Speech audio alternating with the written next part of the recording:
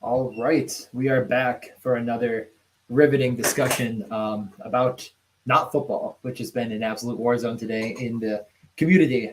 So yeah, we're back here to talk about the much better, much more interesting, and much more exploitable sport of NHL Best Puck.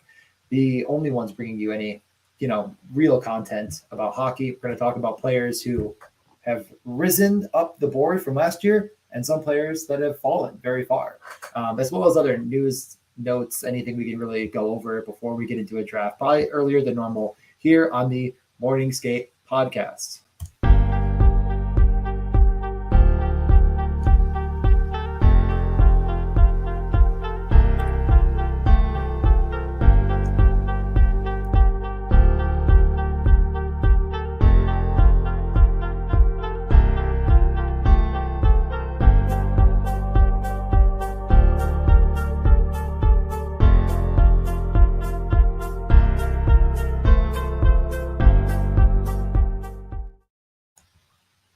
Welcome back. We're here with Matt. Matt, your thing. There you go. That looks a lot better. How are we doing, Matt? We're doing all right. The show last week, turns out I was getting COVID during that show. I was wondering why I was feeling off, and I felt kind of weird. My throat was tickly, and I'm like, oh boy, and then Tuesday night, literally all sorts of symptoms that I didn't even know you could have. Every muscle in my leg felt like I had just done leg day for a week straight. My throat, cough, sneeze, everything was just awful. Head pressure, ridiculous. So now we're on the other side of that. The weekend was getting there, and then the last couple of days have been real good. But you guys caught me at the absolute worst time last week, where I was getting a little cranky because I was just like, it sucks. Like, why do I feel like shit? But in any case, we're good to go now. So real excited to get back into things. I took most of the week off, as far as drafting and doing stuff, as far as player analysis and pick analysis and stuff like that. Just because again, I was feeling way out of it. But back on the horse, excited for another week to talk about the best fantasy sport, which is hockey. Yeah, normally we stay on a little bit after, go over a few things, kind of talk about, sometimes golf or whatever's coming up. And we talked for like a minute, and then you're like, dude, I am in pain. I have to go. I was like, oh, okay. Like, yeah, no worries. I didn't notice. I mean, you're normally pretty short with me and my bullshit. So I wasn't too surprised when you're like getting mad at me when I'm like, oh, Tom Wilson's cool. And you're just like, you could go die. I'm like, oh, no, that's normal Matt DJ banter right there. But you were like in pain. So yeah, tough break. So yeah, there's really not a lot of major hockey news. I don't really think. I'm trying to rack my brain around anything that's really happened other than like a couple players re-signed. It's kind of funny in hockey when there's this player, a perfect example is Troy Terry, who we're gonna I think touch on a little bit today, maybe at some point. But it's like they're really far apart. Like, what are they gonna do? And they just 2 days later, they're signed. They're good. They figured it out. They just met with a guy from the lawyers shut up, sign the deal. Okay, you're right, we're good. And in the NFL, It's an absolute disaster. It's just insane to watch. People are just losing their mind today. It is the SpongeBob in his head when everything's on fire, as legitimate fifth string receivers are getting cut and Jonathan Taylor's holding out. Anything you want to say off the top here about, I don't even know, any news in the NHL world you can think of? I'm actually completely blanking. I mean, was the last trade Lubushkin? I can't even think. Nothing's happening. Yeah, no, nothing's going on.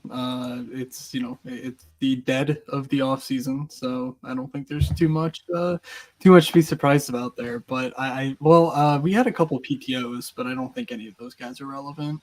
But Sam Gagne back in Edmonton, blast from the past. But it's a very static sort of environment right now. Yeah, no, not surprising at all. So a few people. We have some first watch. Our boy Willie back in action. Oh, this is cool. You took the Chuck family. I'm hoping they tipped well. I mean, they got to be absolutely freaking swimming these days with those boys. Yeah, that's awesome. everything I hear about the Truck family is they're just a fun time. I mean, you just hear that like podcast and whatnot. What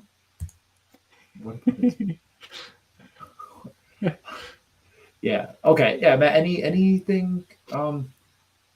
Anything else right now? You're laughing No, at I something. Or mean, you just want to. yeah, Wookie's asking the important questions. You know, we know Matthew. We know Matthew's good to go, but there's some bigger questions about Aaron and Brandon there. Who the hell's going to play defense for Florida for the first month of the year? Yeah, definitely. Yeah, I mean, injury news seems even thin because they just haven't really got the training camp yet. I think that's like just starting as we're like the BioSteel camps going on right now, which must be a new thing. I don't remember seeing it ever, but we're seeing like the Connors, Bedard, and McDavid working out together on the ice with McKinnon and Draisaitl. Like there was a Sabres player, I don't remember which one it was now, that man, but maybe it was Tage. It was just kind of cool to see like these guys are getting back out there, but it's just funny to like the personality of legitimately a speck of dust. They're just working out. that was the big video going around NHL Twitter today, was a video of the Connors working out together, not even talking, just lifting weight. And I'm like, oh my God, this is never going to grow. I can get this banner off the screen now. I'm guessing everyone. Yeah. Matthews signed the mega deal. I mean, that was kind of expected, but yeah, that was setting the new. Speaking of NHLers with a shred of personality, Austin Matthews. So that's the. I think the main takeaway there is that I think they're going to be willing to shell out for Nylander as well. Their cap situation's not terrible. And now that Matthews is done, I think they'll shift their focus to Nylander. So that's really only like a dynasty fantasy thing, though, to worry about where Nylander is in 2 seasons from now. Yeah, Wookie, we're still waiting on the Hockey Canada stuff. No sort of leaks, no nothing yet. I have to imagine that comes out before preseason, though, before training camp starts. So we'll see. But yeah. All right, there's the chat's going off. I don't know if you're paying attention to Mr. Norris ready to go. Yeah, Brandon Montour. Just. Yeah. Oh wait, Brady. Yeah, Josh Norris. Never mind. No, you think Brady thing? Yeah. Josh Norris is good. Yeah, okay. There you go. So yeah, no, I mean, I think that the Hockey Canada, like, it should come out. We have Batherson's never been a name that's come up. Feels like at all. Like he's never been a player that's I wasn't there. That's exactly. He's like one of the only. He's one of very few players who was like, hey, I didn't do this, so. Unless his agent's absolutely horrible at his job, you can connect the dots there. Yeah, it's hard to know, but we can move into I guess the first thing, Matt. I don't know if you wanted to share your stuff when you're ready. We could just get right into that, or is there any other notes off the top? I guess. While you're, I'm sorry. What? I was just going to do a plug for the MSP Discord. If you're tuning in and haven't joined our Discord yet, we've got people talking about Best Puck and drafts all day long. It's a tennis major, so of course I'm playing tennis DFS. Tomorrow's a major day for the US Open, like 50K to first in their high stakes GPP. So if you want to pop in there, just DM one of us. We can get you the most active link since those links expire. But we can invite you, get you set up, talking about more than just hockey, but especially the hockey talk here. But just wanted to pitch tennis too, since tomorrow is 50K to first in the 333. It's Christmas for us tennis DFS folk. And so that's actually something of interest, something of value that I put into the Discord beyond just me complaining about, complaining about whoever's ADP at the moment or whatever. So yeah, the topic of today, I know your thumbnail was a little bit opaque in this regard because we honestly, we just determined the angle for this show less than 24 hours ago because, frankly, we didn't really talk much about hockey. We didn't really talk much when I was sick because I didn't answer the phone. Yeah, you literally couldn't talk. Yeah.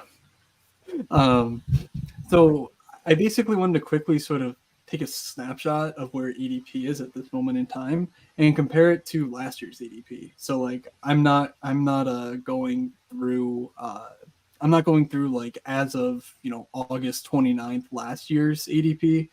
I could, but that just seems a little weird and random, and I don't really want to go through all that effort. So basically just the overall ADP from 2022. Obviously that's more shifted toward the later window just because there are more drafts going off closer to the season start. But just sort of to set us in like the basic mind frame of like what actually is happening with some of these players. How have they moved? How has their sort of perceived value changed over the past year? And what sort of light can we shine on, why did this player move? Why hasn't this player moved? That sort of discussion. Wanted to basically go through that. We'll see how long it takes, but just a handful of players pretty much. And then we can get into a draft. So I will start off by sharing, again, if you're an audio listener, be sure to check out the YouTube. The YouTube is in the description of the podcast if you're listening to this. Just to be able to see what I'm showing. It's nothing fancy this week, though. It's literally just a table. Yes, Marco, Beats complaining about Keith Mitchell. Oh, boy. I really want to complain about golf. The Ryder Cup team, absolute disgrace. Justin Thomas should not be sniffing any sort of Ryder Cup team, and the fact that neither Keegan Bradley nor Lucas Glover's on the squad, the way they've been playing for the last couple months, is an absolute joke. US is still minus money on the sports books. I don't understand, unless John Rahm died. Maybe he died. Maybe he's dead. I don't know. Rory too. Maybe his back is just gone. But if those two dudes are around, Scotty can't putt.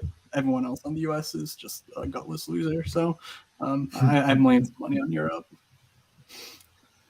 Congratulations to you and your golf. Now. Yeah, exactly. All right, let's get into it. You just okay. There it is. We want to do. We can try it. No, that's going to block it. We're just going to do the full screen. We don't. Yeah, let's. We can shift it pretty easily. Oh, okay. You want get us? No, but no, it doesn't. Yeah. Let me. I could try this one. Yeah, but then this is. Can I move it? I think the other one was fine. I don't know. I like having a song. That's okay, fine. Not bad. Then I can't draft best ball teams. Without everyone's seeing me. Then I'm sitting here just like. Oh God. Oh God. All right, you can go. Okay. Well. Yeah. So here is the basic chart. Just quickly, let's orient ourselves because that's what we like to do. Here is ADP as it stands right now. Obviously, McDavid, Draisaitl, Matthews, McKinnon, so on and so forth down the order. Next to that, I lined up their 2022 ADP, and then obviously calculated the difference, just to sort of get a, to allow us to talk about some of these earlier round selections.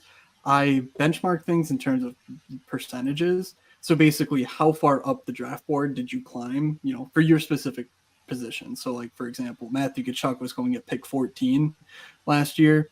The reason he gets a 51% boost in his ADP is because he effectively climbed half the draft board. You went from pick 14 to pick 7.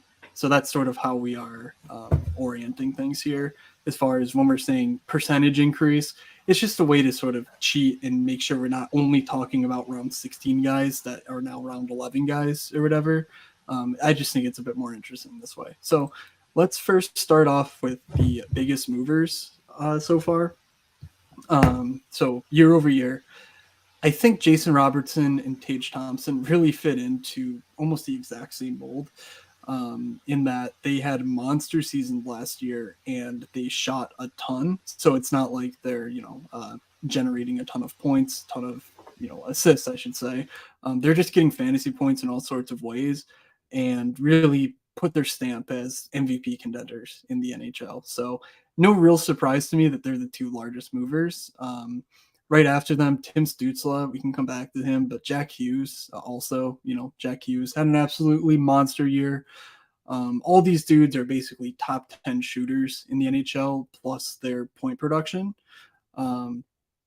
I do kind of find it interesting that Tim Stützle is in this mix. It almost feels like the Ottawa steam is sort of bringing Stützle up to where Barkov was last year.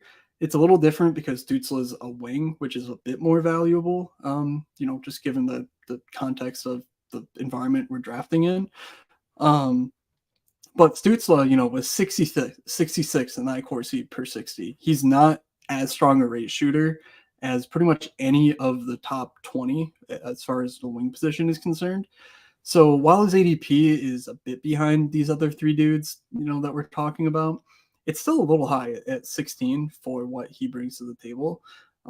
So just sort of want to caution that. Obviously, he had a great year last year. There's no disputing that. But like finishing 19th in points in the NHL, playing a full season, it's not like he's top 10 in points. So you're really sort of projecting growth for the player and for the team as well. So maybe the Ottawa-brained folk just are right, and every single player that's just moved up the draft board in terms of ADP is going to smash this year. As far as like Drake Batherson and Claude Giroux still get drafted in the 100, minus or 100 plus range. So I think that this is sort of a representative set, though, of the top four like biggest movers so far this season. Elias Pettersson feels a little strange. DJ, do you remember Elias Pettersson going after Tim Stützle last year? I genuinely don't, and it kind of just seems odd. Yeah, but let's just look. I just want to look year over year. I'm pretty sure he really disappointed the year before, so I don't think it's like absolutely out of this world. Let me look here. So he went in 2021, 22, he had 68 points, and then he went up to 102. So definitely a very big jump. It was kind of like he just went stagnant after his rookie season, except for the 1 year that he had 21 points in 26 games. All the news on him is that like he wasn't taking hockey as seriously as he should have, and now he is. Like very much turning into like a more of a McDavid type of person with his lively, like how he lives.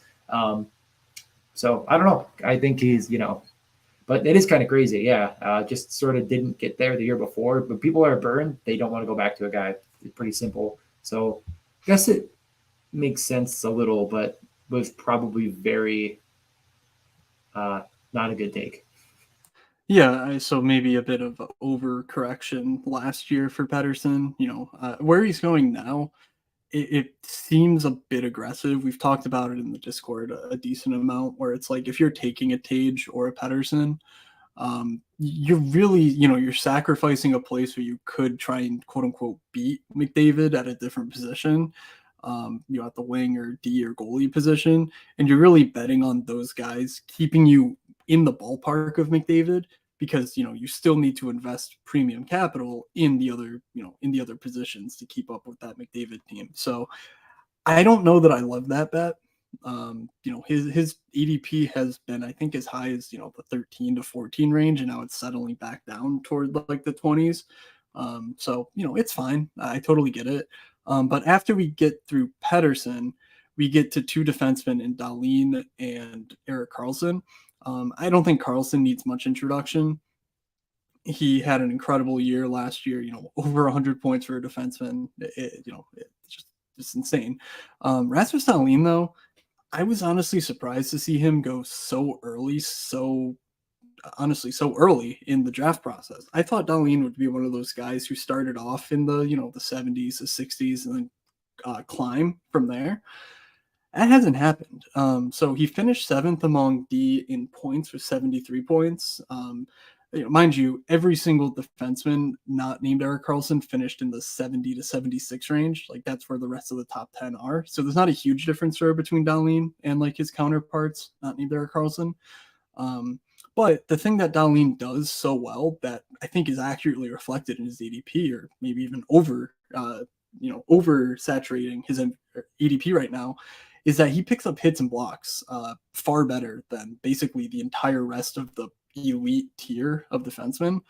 He outproduced all of the other top 9 point getters in the NHL in both hits and blocks. Vince Dunn was 10th in the NHL, and I think he had like 5 more hits than Dahlin. So Dahlin has really blown up this year. I obviously love to see it. I think he's an incredible hockey player. I don't know though that like this ADP accurately reflects the way I see his fantasy profile, where I think he has, ceiling like no other, but I'm not sure that I really want to take him this early. So I don't know. The thing with Erik Karlsson is just that we simply don't know what the situation with the Penguins will be like.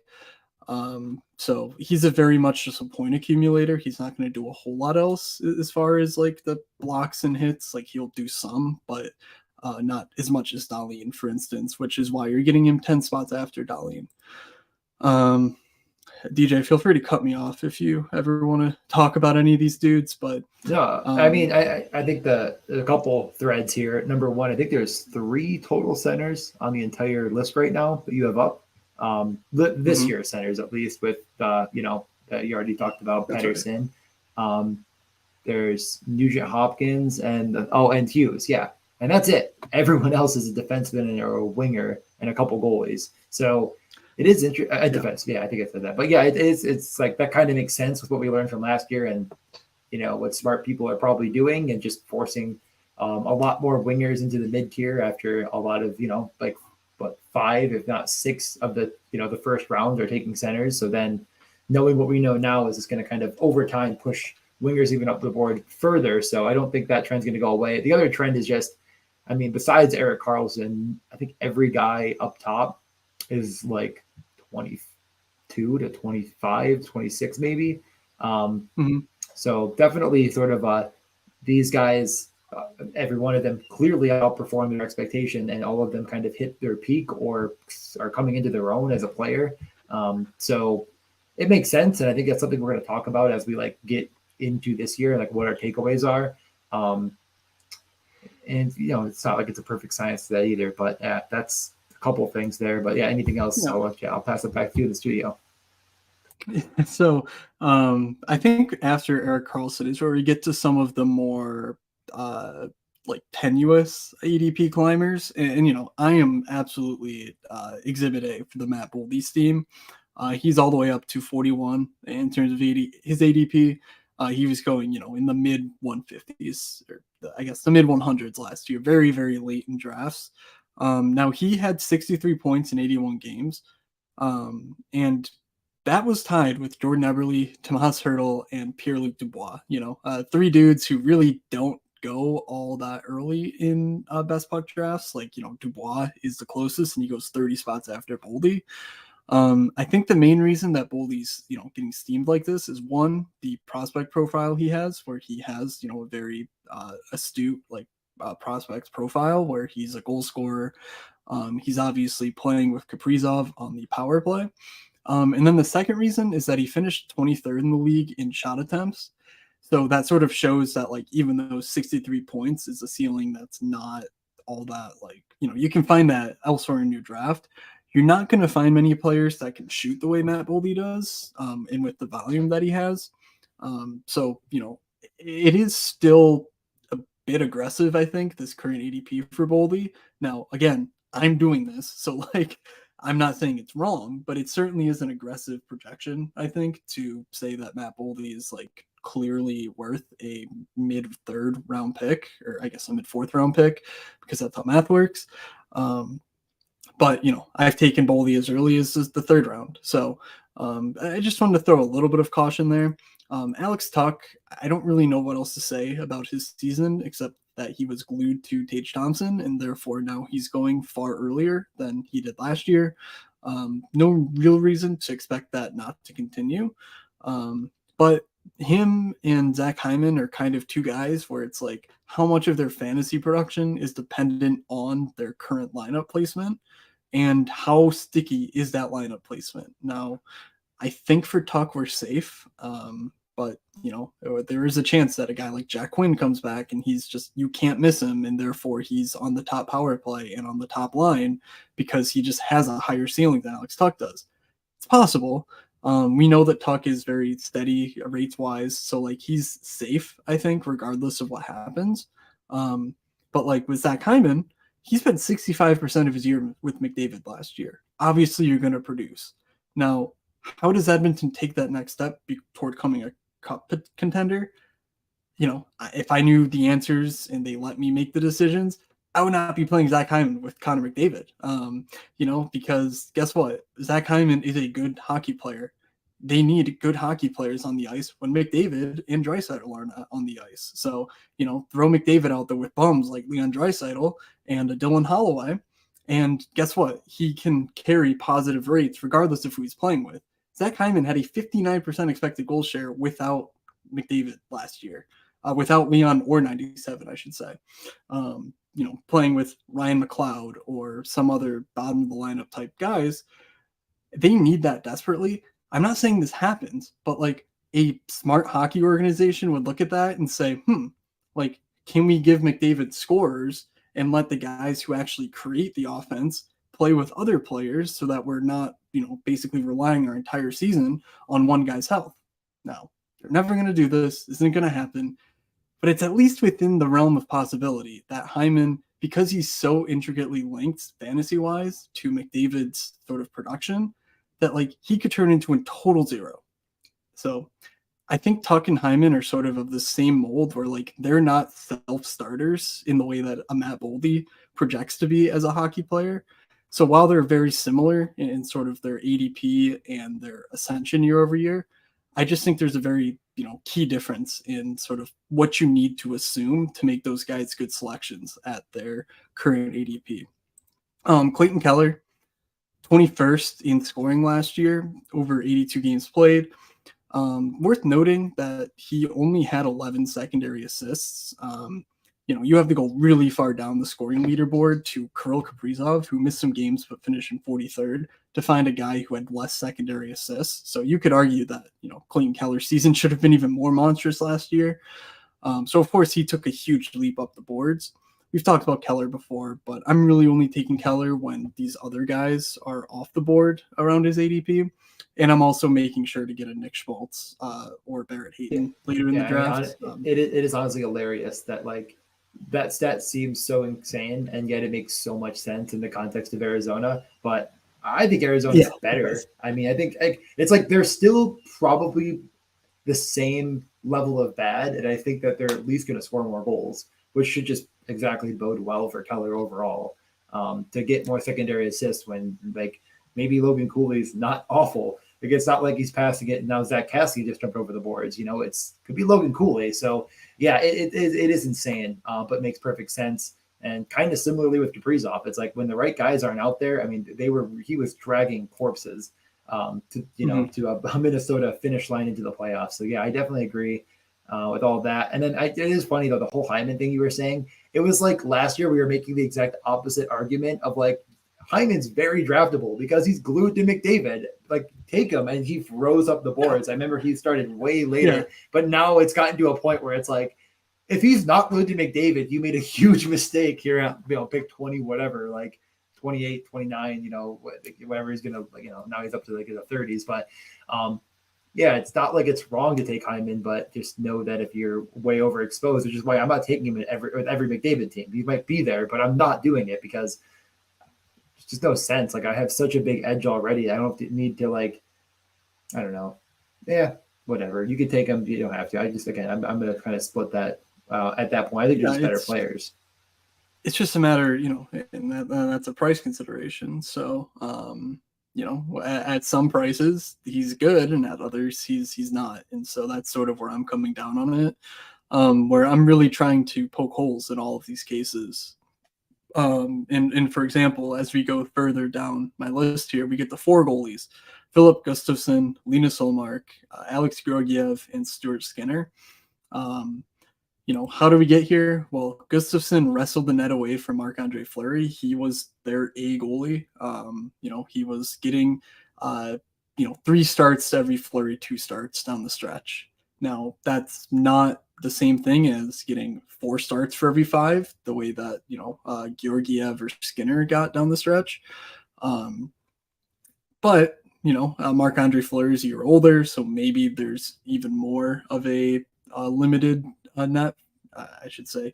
Maybe there's even a more limited plan for Fleury starts this season. However, there is Wallstedt to worry about too, where if he's, the AHL's wonderkind, he could also come up and replace Fleury. So Gustafsson is a guy I'm a little worried about. Like, I think that the upside, I'm not sure is worth this necessarily this ADP. We'll see some goalies when we draft and talk, specifically about alternatives. But getting this guy 10 spots ahead of where some other goalies that I like go, such as Jari and Samsonov, and even before, the Darcy Kempers of the world, there's just a little bit of, I think, a leap you need to take to say that Gustafsson not only is good, but that he sort of gets the 50 to 55 starts we're looking for out of our starting goalie. Going on, though, Linus Ullmark, the Vezina winner, of course, he rises. It's another tough click for me just because Jeremy Swayman's not going anywhere. Like, what are the odds that Ullmark splits it right 50-50 with Swayman or even gets the worst half of the draw, just given Swayman's prospect profile? Honestly, seems pretty solid. So I don't really like Ullmark. Like, pick one, I would choose Gustafsson. But we also have Georgiev here. Who also climbed after absolutely running away with the Colorado net. If you listen to the season recap that we did on this channel on the Morning Skate podcast, we clipped some old takes on the Colorado goalie situation. Let's just say that was one of the only wins I booked against DJ this season.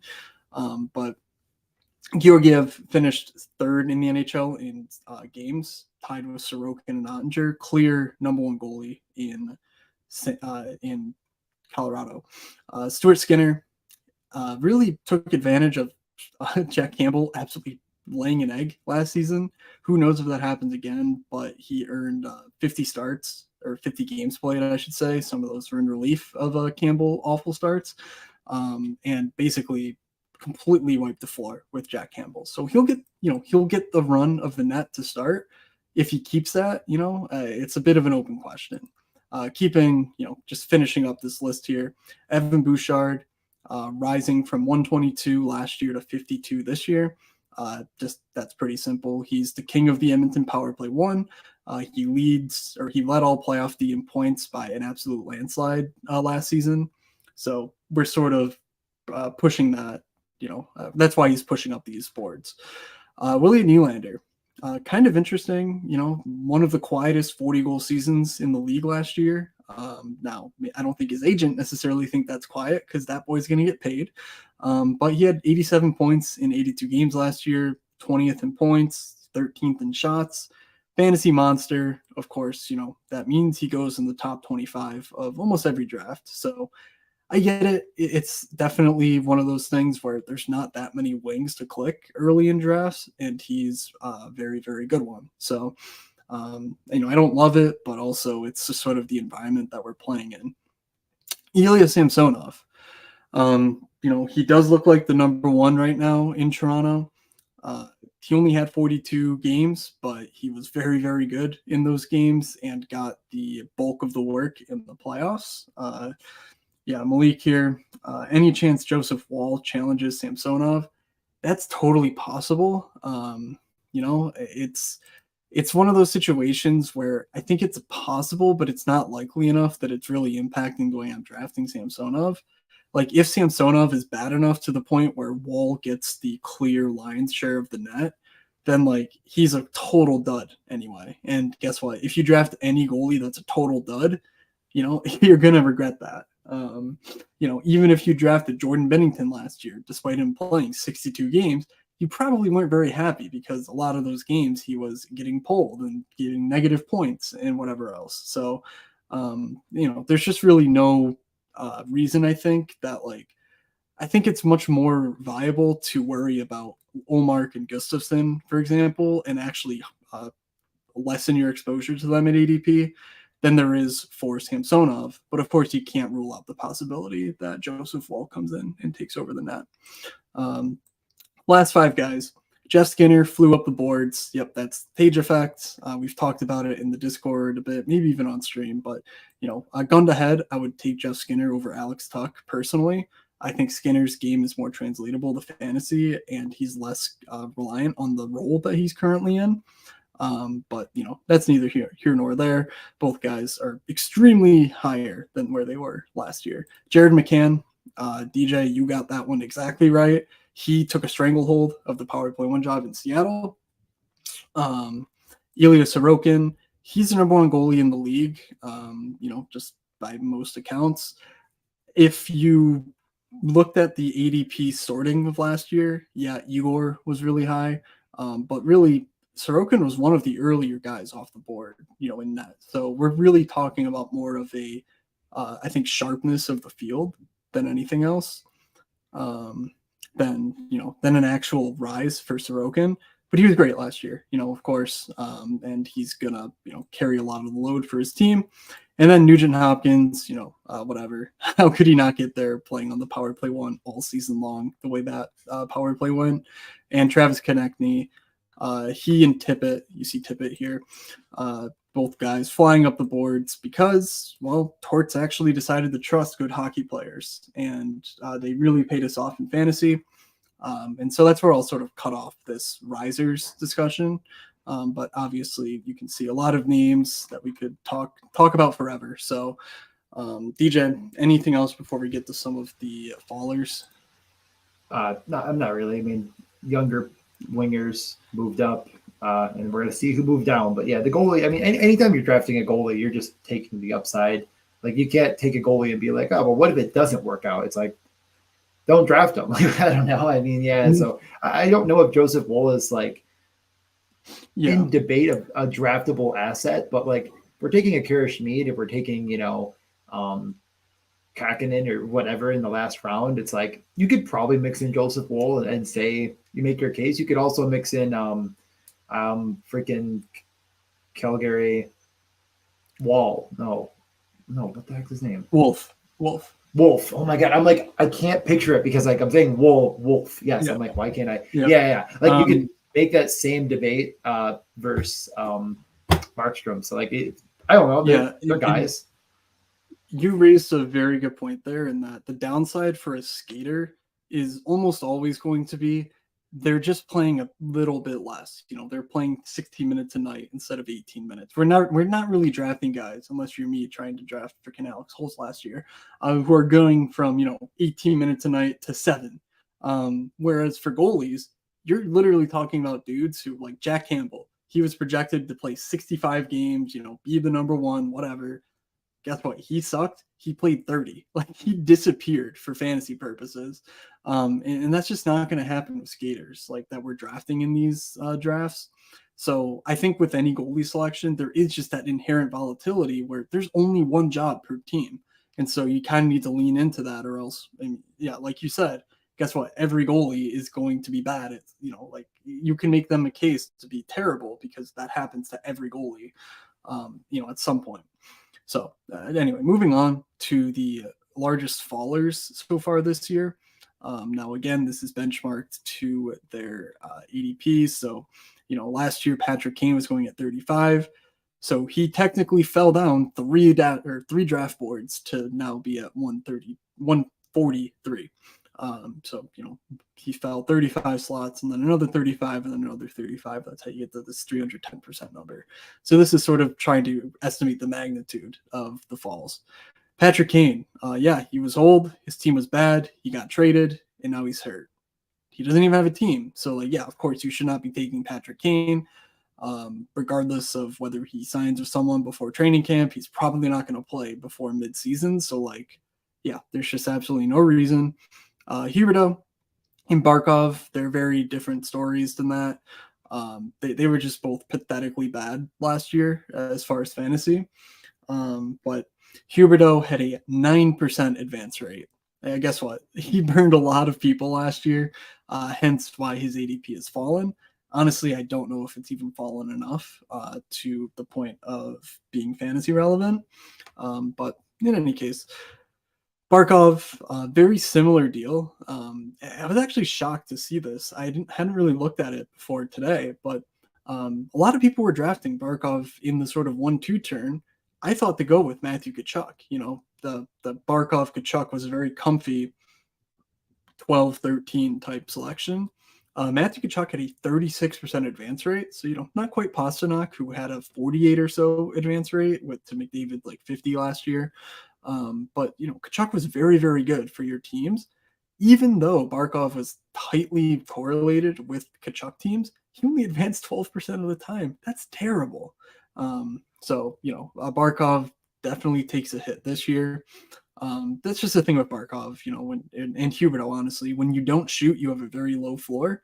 So try to avoid those guys unless you're getting absolute values on them, because they do have upside. We know that Barkov or Huberto could put up a week of getting 9 points in 3 games and you could look like a genius. But there's a lot of valleys in between those peaks versus the shooters. You're picking up a lot of points every week, regardless of whether they spike or not. So moving on, Marc-Andre Fleury, he lost his net to Gustafson, so of course that ADP is going to flip. He basically goes undrafted currently. Aaron Ekblad, he goes late. It wasn't that he was terrible last year. He was actually better than I expected from a fantasy standpoint, but he's starting this year on the shelf. We don't know the exact timeline, but it sounds like it's a month or more that Ekblad could miss. So, that plus Brandon Montour being the true number one in Florida, there's just really a very limited appetite to gobbling up some Aaron Ekblad. There's a couple of Tampa guys on here, and I want to just sort of highlight them together because this is actually one of the more salient points I think that I can make from this exercise.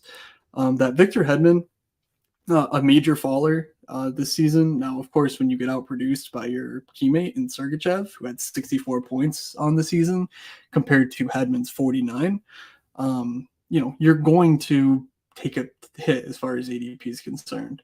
Now, he hasn't taken that big of a hit. Sergachev still goes after Victor Hedman. But Victor Hedman actually had a pretty good year by his standards as far as his blocks, his shots, his hits. And he was still D20 as far as that point production. So you could easily make a case that Victor Hedman's been punished a bit too much for last season. A lot of the watch the tape guys were just adamant that Victor Hedman was hurt. They were coming off of 2 extremely deep playoff runs, coming off those cups. And so there wasn't a lot of time to rest, recover, et cetera, et cetera. It's worth noting that he was not up to his usual standard for fantasy last year. But when you look below the surface, like if he gets that power play 1 job back from Sergachev, he probably is just as good, if not better, than like prime Victor Hedman for fantasy purposes, given his underlying rates. Now, jumping down the page a bit to where I highlighted Steven Stamkos. Stamkos has fallen 2 rounds worth of ADP. The guy was a monster last year. I was a bit surprised. Braden Point doesn't make this list, but Braden Point also fell a little bit. And Braden Point had 50 goals. They were very, very useful from a fantasy perspective last year. Steven Stamkos, where he was being drafted at 27. Obviously he somewhat got correlated with McDavid, but 2 centers going that early, you could see why that's not the best combination. And Stamkos had a 27% advance rate, and he fell 2 rounds of ADP. He put up 34 goals, which was a light season for Stamkos for sure, but still over a point per game. He's the shot taker on their power play, so on and so on. He wasn't bad. So, I think he's falling because the field's just sharper as far as their positional allocation, as far as centers and wings are concerned. You just got to prioritize wing, and Stamkos is a recipient of that. But it's just something I found very interesting because he's one of the only guys on this list who didn't have a truly bad season and is still taking this massive hit to his current ADP. So, keep an eye on Steven Stamkos. If you're looking for that number 1 center on a non-McDavid team, I think that's a reasonable argument you could make. But keep going. Jack Campbell, guess what? He sucks. Maybe he's good again. Who knows? Jake Markstrom, very similar deal, though he goes much earlier. He was just really bad last year. Now, there's not that much waiting in the wings unless they want to elevate Wolf finally. But that's why Jacob Markstrom goes far later than he did last year, because he was really bad and there's a lot of uncertainty around his projection. Chris Letang had maybe the worst season of all time from a personal standpoint. He lost his dad. He had a stroke. Like, not many hockey players are out here having strokes. And he came back and was perfectly fine from it somehow, plus an injury. I think he had a hip injury or a hip issue at some point during the season. So like, it was absolutely tough going for this guy. But he stayed with it. Erik Karlsson doesn't help his fantasy outlook, but he's 120 too late for this guy who's kind of connected to Sidney Crosby. I don't know. Certainly feels a little bit overambitious because odds are nothing can go as wrong for Chris Letang again. But I think he's an interesting inclusion on this list because you could see why he had a tough year. Elias Lindholm, just he didn't get there after losing Gaudreau, Tkachuk. The team sucked, so on. Cale Makar got hurt. Nazem Kadri, well, I should say Cale Makar played 60 games, so he wasn't hurt the entire year. But he's just going a bit later now because it's really hard to lose defense the way you did with him last year and still succeed. So, he's taking a bit of punishment for that. Kadri, team was terrible. Whatever. He goes late now. He's free, so grab him if you want him. Thomas Chabot, Morgan Riley, very similar situations in as far as their current ADP and last year's ADP. I think Morgan Riley has more certainty with him, but he has terrible rates, whereas Chabot has just meh, as I summarized it in my notes. He has meh rates. But both guys have, uncertainty. Chabot's very uncertain due to Chychrun and maybe Sanderson, whereas Morgan Riley's a bit more certain, but there's a little bit of Klingberg uncertainty. Both guys are just not fantasy defensemen the way that you like them to be, so that's why they're going later. Ovi, team was bad. Ovi's great though. Take Ovi if you like Ovi. Johnny Gaudreau. I don't know. DJ, is there anything that you want to jump in on, or am I just reading names on a list at this point? Yeah, I think mainly just reading names on a list. I mean, Cool. I think we've summarized it pretty well. That a lot of these guys, it's sort of, I don't know, not probably all that significant either way. The Norris thing, I think, is definitely getting overblown. Nothing really. I really like that. I'm glad you highlighted Stamkos a good bit. That was interesting, but it's just old guys that burned you last year are getting punished very harshly. Some of them for bad reasons. Some of them didn't even punish you. Really only one, but it's just you were punished last year by the guy. It hard to forgive. Of this list, it's like really what I think is most important is like who should we forgive and not forgive, right? I mean, are you okay with that? I mean, I don't think there's anyone else on this list we really even need to like touch on. Like, it's pretty obvious why. Maybe Roman Yossi's a case, but that just seems like it's going to continue to get better over time. Like, he's going to go from a 79% differential to like 50, 40, 50. Maybe it's because we learned enough about the defense in general. But yeah, no, I think that like the players I'm forgiving. Are you want to just do that quickly or? So 5. All right, give me 5 more minutes to finish these notes. 5 more minutes. Then we'll quickly summarize forgiving and unforgiven. I'd love to. Yeah. But Yeah. I took the time to make some takes, so let me just get the take sprinkler. Just keep it going. You're having fun. Yeah, I'm having a blast, dude. I can talk again. It's great. Johnny Gaudreau, team was beyond bad. But man, him falling basically a doubling his ADP just feels a little bit aggressive. Especially when you can get Laine with him. Now there's some uncertainty that Laine's going to play center for some reason, but I honestly don't buy it. I think it's more likely Fantilli plays wing than Laine. Wait, that doesn't make sense. Anyway, I don't really buy the fact that Laine is going to play center, so I like getting those two guys together when I can.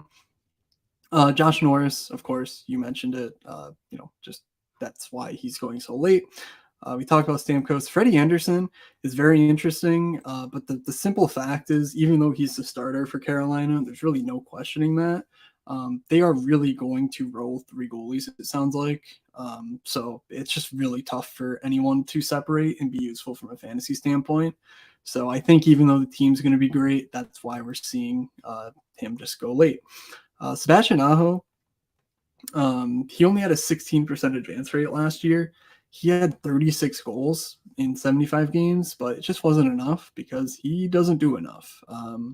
Now, is pick 70 worth it versus where pick 38? You're really struggling if you took him, say, on a top center team to fill out the other positions. Maybe Aho as your second center is perfectly fine. I'm not sure. But just worth noting that he's not really a rates guy in the way that some other centers, even later in drafts can be. Now, these last few guys I actually do think are interesting. Brian Rust, he's going far later than pick 70 like last year. He's going in the 120s. Now, there's some role uncertainty here. We were sort of expecting him to share with Raquel the power play role last year. So, the fact that his ADP was relatively early was kind of a surprise to me. And that was sort of like the main warning case of like, hey, this Raquel guy is pretty good. Watch out. He could take the one open job. You add in Riley Smith to the mix. Yeah, there's some uncertainty here. I do think that like Russ' season where he was going at pick 70 and just sort of fell off the map from a fantasy standpoint in general is a bit of a Hyman warning case, just because like if you're banking on a guy to be first power play and he's not, even if he's on a good team, even if he's a good player, like, yeah, you can't get a McDavid supernova team with Sidney Crosby the way he currently is. I get it, but like Sidney Crosby is about as damn close to McDavid as you're going to get. And Brian Russ couldn't get there without that premium role. So that's sort of like my Hyman warning case. Cam Talbot, I was making a Juice WRLD reference here, so props to anyone who spotted that. But he's a guy who went from having a found starter job that we thought in Ottawa. Didn't necessarily work out that way. But he went to LA and, hoping to get the main draw there. We'll see. I don't buy it, but in any case, Roman Josi going a bit later. Obviously, Best Puck Classic winner, Roman Josi. So, he should be going earlier, if you ask me. But that's that. And then Jack Eichel, last guy I wanted to make a note on. He fell 25 spots in ADP, had a point per game, and was top 25 in shots per 60. Him and Jonathan Marchessault, who you can get in the 70s to 80s. That's assuming health. And for this team, that just went to the cup final, blah, blah, blah, or just won the cup, that it's going to be tougher to come by. But him and Marchessault aren't that old. Marchessault's getting up there, but they're not injury prone like Mark Stone. So I'm not that worried about these guys. And I think that they're, sort of being unnecessarily punished for, I don't know what. I don't know why Jack Eichel goes 25 spots later, because he's a great player. We know it. So, yeah, that is where I'll leave it. So, DJ, do you want to pick a few guys here that you're staking your flag to, or staking your claim on as bounce back candidates this year? Yeah. So I'll give my actual bounce backs, and I'll also give just a couple kind of asked about like guys we think will bounce. I think, but more like ADP risers. So yeah, guys that I actually think should bounce back. Number one is definitely Cale Makar. I don't think it's like, the question is like, is his ADP correct? Like, I think he's going to bounce back because he's going to be healthy, and that's really the only thing that held him back. But last year we were kind of banging the drum that like, don't take this guy fifth. And he really didn't fall much from like where he was normal. I mean, he was going fifth in like every draft to start.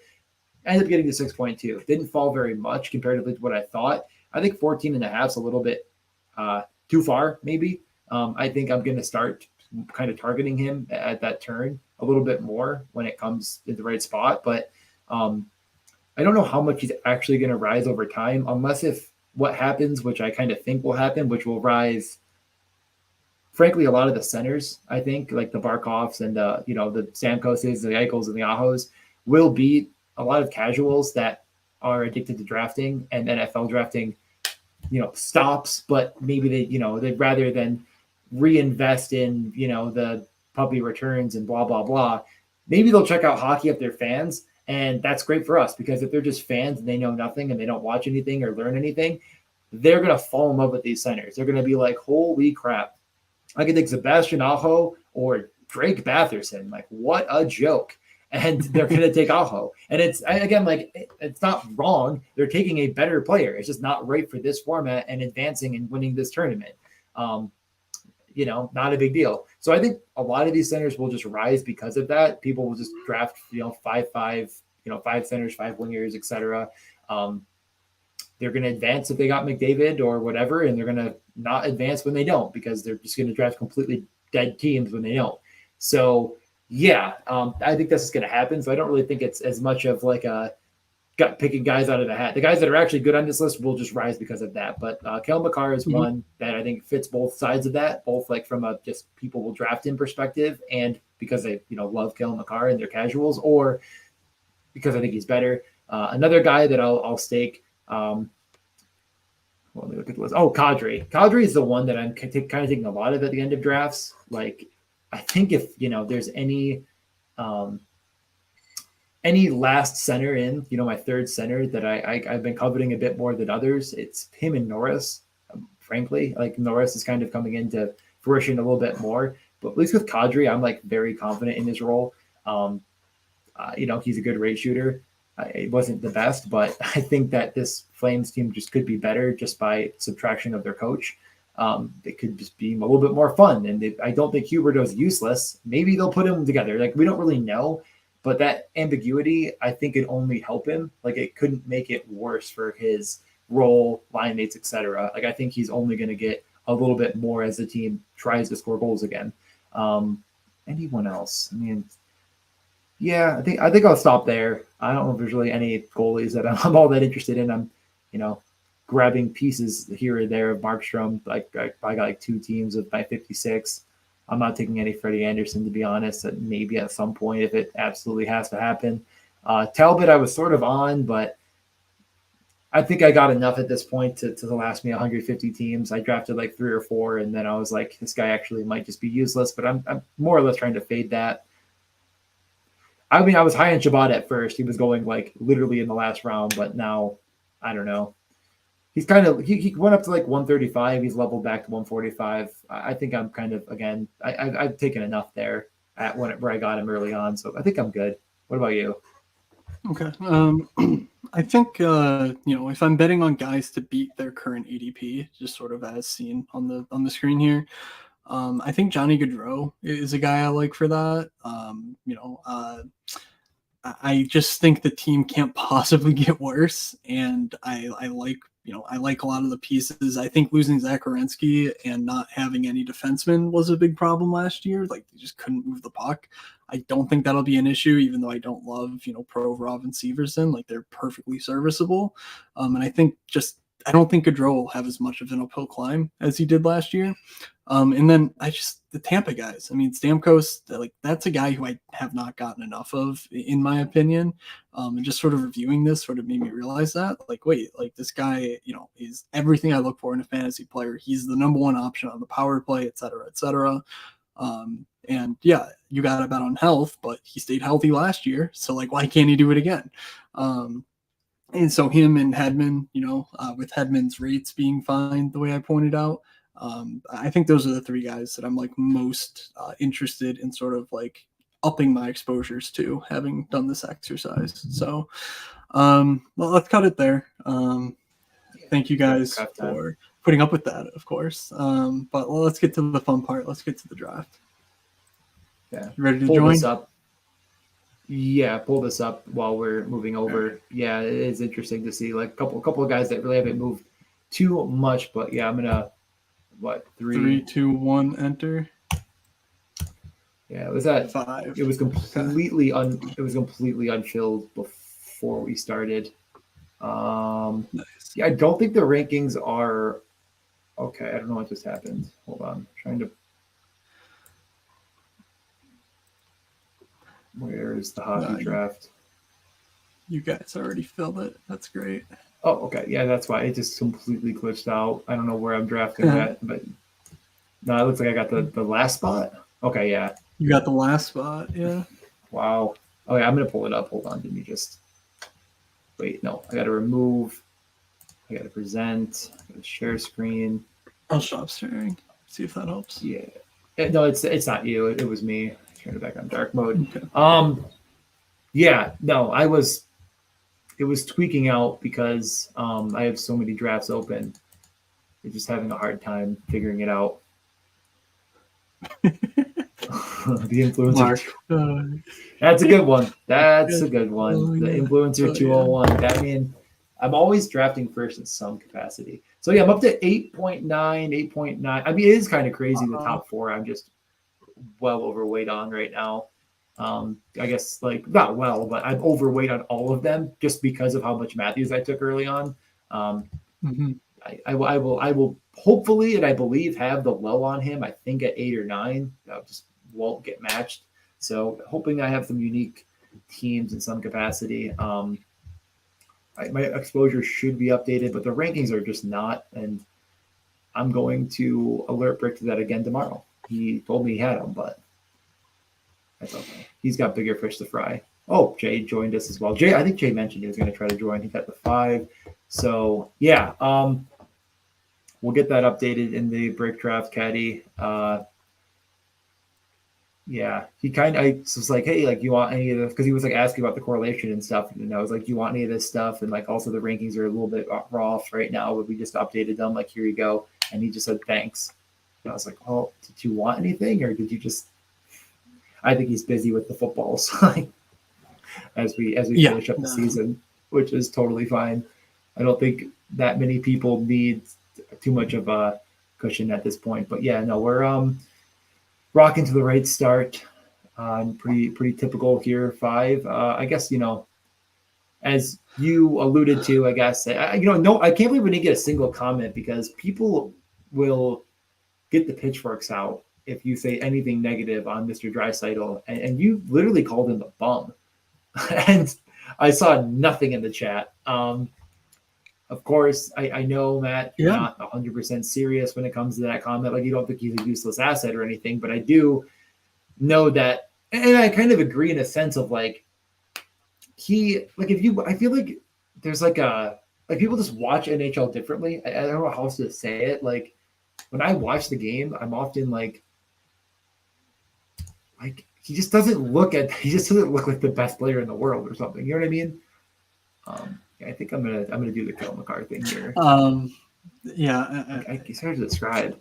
When the puck finds him and he shoots it, you're like, that is one of the best shooters maybe in the world. But like when he's skating with the puck, I never think like that's a generational talent coming through the ice. Like I don't know, but he's really good. That's exactly it. Like he would have a much tougher time playing in Buffalo or wherever, where he's not surrounded by like transcendent talent like McDavid. Like he's just not every time he's away from McDavid, he's just far worse than you would expect an MVP candidate to be. Yeah, so he's all right. I'm up at 17. Yeah, I'll let you take it back. I'm gonna take Kyle Connor. Cage there is just it's really tough for me to pull the trigger. I get it.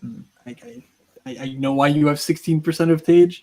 He's risen. I don't know. I gotta look at what I'll pull up what he started at too. I like doing that while we're doing this. I pull up the first finished draft. I think that's what Hundley was doing as well. Just nice to have it with me. That first completed draft too, the 101. I mean, as if it would be another way. Tage went in the first draft. He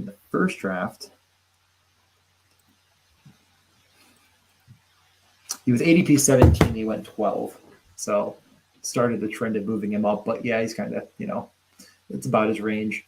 And I think 17 is decently accurate. But yeah, whatever. So it feels hard to get unique in the NHL than the NFL. First round ADP guys fall a lot more off. Harder to get unique in a lot more often. So if they fall, I don't get how that makes sense though. So if the ADP guys fall more often, then wouldn't it be easier to get unique? Because I would think so. I understand. I always have fun watching your brain break, but in this sense, it was right. I think the way that the board works with the positions, it's not quite as stratified as football, where it's basically running back, wide receiver for the first round. Like you're mixing in a Kale McCarr pretty much. It's the main difference. In the first round sometimes. It's a bit more natural. I should say it's a bit more natural in football the way the stacking works with the first and second rounds. Just the way that the Hurts Brown and the Allen Diggs, that sort of comfy clicks, the way that feels. I don't know that necessarily exists. Like we've talked about the Stutzler Kachuk, but that's honestly not done all that often, and it's pretty weak as far as like I just don't think it's as cleanly correlated as a QB wide receiver stack the way the scoring works. So like I think worrying about uniqueness, even in this stage where the tournament's 3 times as large as last year's and the final is whatever, like 8 times as large or whatever the size is, I think it's a little bit overblown. Like you are going to have a unique team. Like it is so hard to shuffle the cards and deal them out in a way that's repeating of someone else. In that, like, maybe if you're drafting like Nylander, Matthews, and grabbing Samsonov and then grabbing Morgan Riley late, like maybe you're sort of walking yourself into a trap where if Toronto's the team you need, somehow like you're gonna have 5 of those teams in the final where it's like all of those dudes are the same. I just don't know that it matters that much. Like there's going to be so many outlier performances, and it's so easy to get unique late. Like picks 120 through 200 just simply do not matter. You're on the clock, not yeah. 200, but I 200. I agree. Like worrying about uniqueness is probably pretty stupid. I guess kind of part of my theory of like I'm just going to break all of my drafting into 3 pretty unique buckets, and spread it out. First 50, wait about a month, do another 50 pretty quickly, and then wait about, so get a little closer and do the last 50. Like that's just going to make me unique by the ADP shifts, by the different people coming into the drafts and whatnot. And like every draft I do, I'm just trying to pick the best team every time. I'm not like, oh man, this player will make me a little bit more unique probably than this. Like I don't need to do that. Like we've learned enough already to probably factor most of that out. So I'm in the position here where I could take a center, but I'm not going to. I'm going to take Boldly, and I am going to take, I think I'm going to take Keller. I don't want to, but 42.9% Forsberg. I mean, I could just do it, but I'm only at like 57 or this, I think at 57. Like, I don't really mind it, but Forsberg ain't ADP 90 anymore. I think this might be a spot where I just go with, I think they're all about the same, realistically, like all 3 of them. Wasn't that my tweet? Was there another guy in that mix? I'm trying to think. Oh, Panarin, I think. But I don't know, Matt, if you saw it, but most of you in here, at least some of you, probably see that I do the same bit every time where Underdog or like Pro Football Focus or like any of those places post like who is the best pick in round 2 right now in fantasy, and I'll just quote tweet it with a hockey player because they didn't say football. Yes, and almost every time I get someone that will bite. They'll be like, I think they're talking about football. I'll be like, how do you know? I said that last. I was like, how do you know for sure? They didn't say. This guy's like, because it's. I'm like, oh god, he's buying it. He's buying it, folks. Yeah, right, I'm gonna stop the center slide and grab Zibanejad. I think Zibanejad is an awesome pick at ADP this year. I just really like the player, and I think the team will be quite good. And it's very hard to, if you think Adam Fox is like this terrible fantasy player, like then Zibanejad is in perfect position to take advantage of that. Just he's going to create a lot of offense for Zibanejad specifically on the power play and whatnot. So I love Zibanejad, and you can get him stacked late very easily with Chris Kreider or one of the tertiary guys in terms of Kako and Lafreniere, and there's a clear upside case you can make for those guys too. Jay grabs the Tuck correlation with Tage. Bedard goes right after you at 42. That was kind of the guy that I really, really considered, but I'm going to get to Chicago. I mentioned it last time, but I'm actually going to start tomorrow posting about 5 minutes, although I say 5 minutes now and I know I'm going to talk for 8 and then I'm going to post it and be like, whatever. But just videos that are going to go over each team for Puck Luck. Just very general overview, nothing too in depth, nothing too crazy. Not going to, no one else is going to come on with me, but I have some fun stuff planned for that. So I will be getting to it, but I'm going to go right in order alphabetically and kind of run through our projector, full Puck Luck projections, etc. And then my takes on that as well. So we'll be getting to Bedard. Everything else, I'm trying to kind of look through teams as we go, see what everyone's doing. The McKinnon Pedersen, the bully center build, as we'll call it, maybe. Interesting. Pedersen down to 28. I feel like that's at some point you just kind of got to bite. Say hi. Yeah, the Nylander Matthews, that is a very common pairing, which will exist quite often. So it is what it is, though. Like, because again, like, I feel like if you take Matthews and you say like Matthews is legitimately 2 or 3 best player in the league and fantasy, right? Then we're like, how is Nylander not, at least involved? I get that the correlation isn't the strongest compared to probably Marner, but yeah, I get the point. The McDavid drafter took Bouchard, Gensel, Cole Caulfield, Sorokin. So, pretty good start there. Maybe again, not that unique, but when you have McDavid, you can do whatever the hell you want. It doesn't matter. Yep, a lot of correlations coming through right now. All right, back to Jay on the clock. Yeah, I mean another one. I think every single time we talk about Timo and Jack Hughes, it's like I would never force it. I early on, both of them. We're going a bit later. Like if you got it, good, because both of them are really, really good, and that they should at some point. I'm sure at some time Timo or Jack Hughes will score assisted by the other, and it's going to happen. They're just really good hockey players that play a lot of minutes, but I certainly don't think it's all that important for needing to be forced.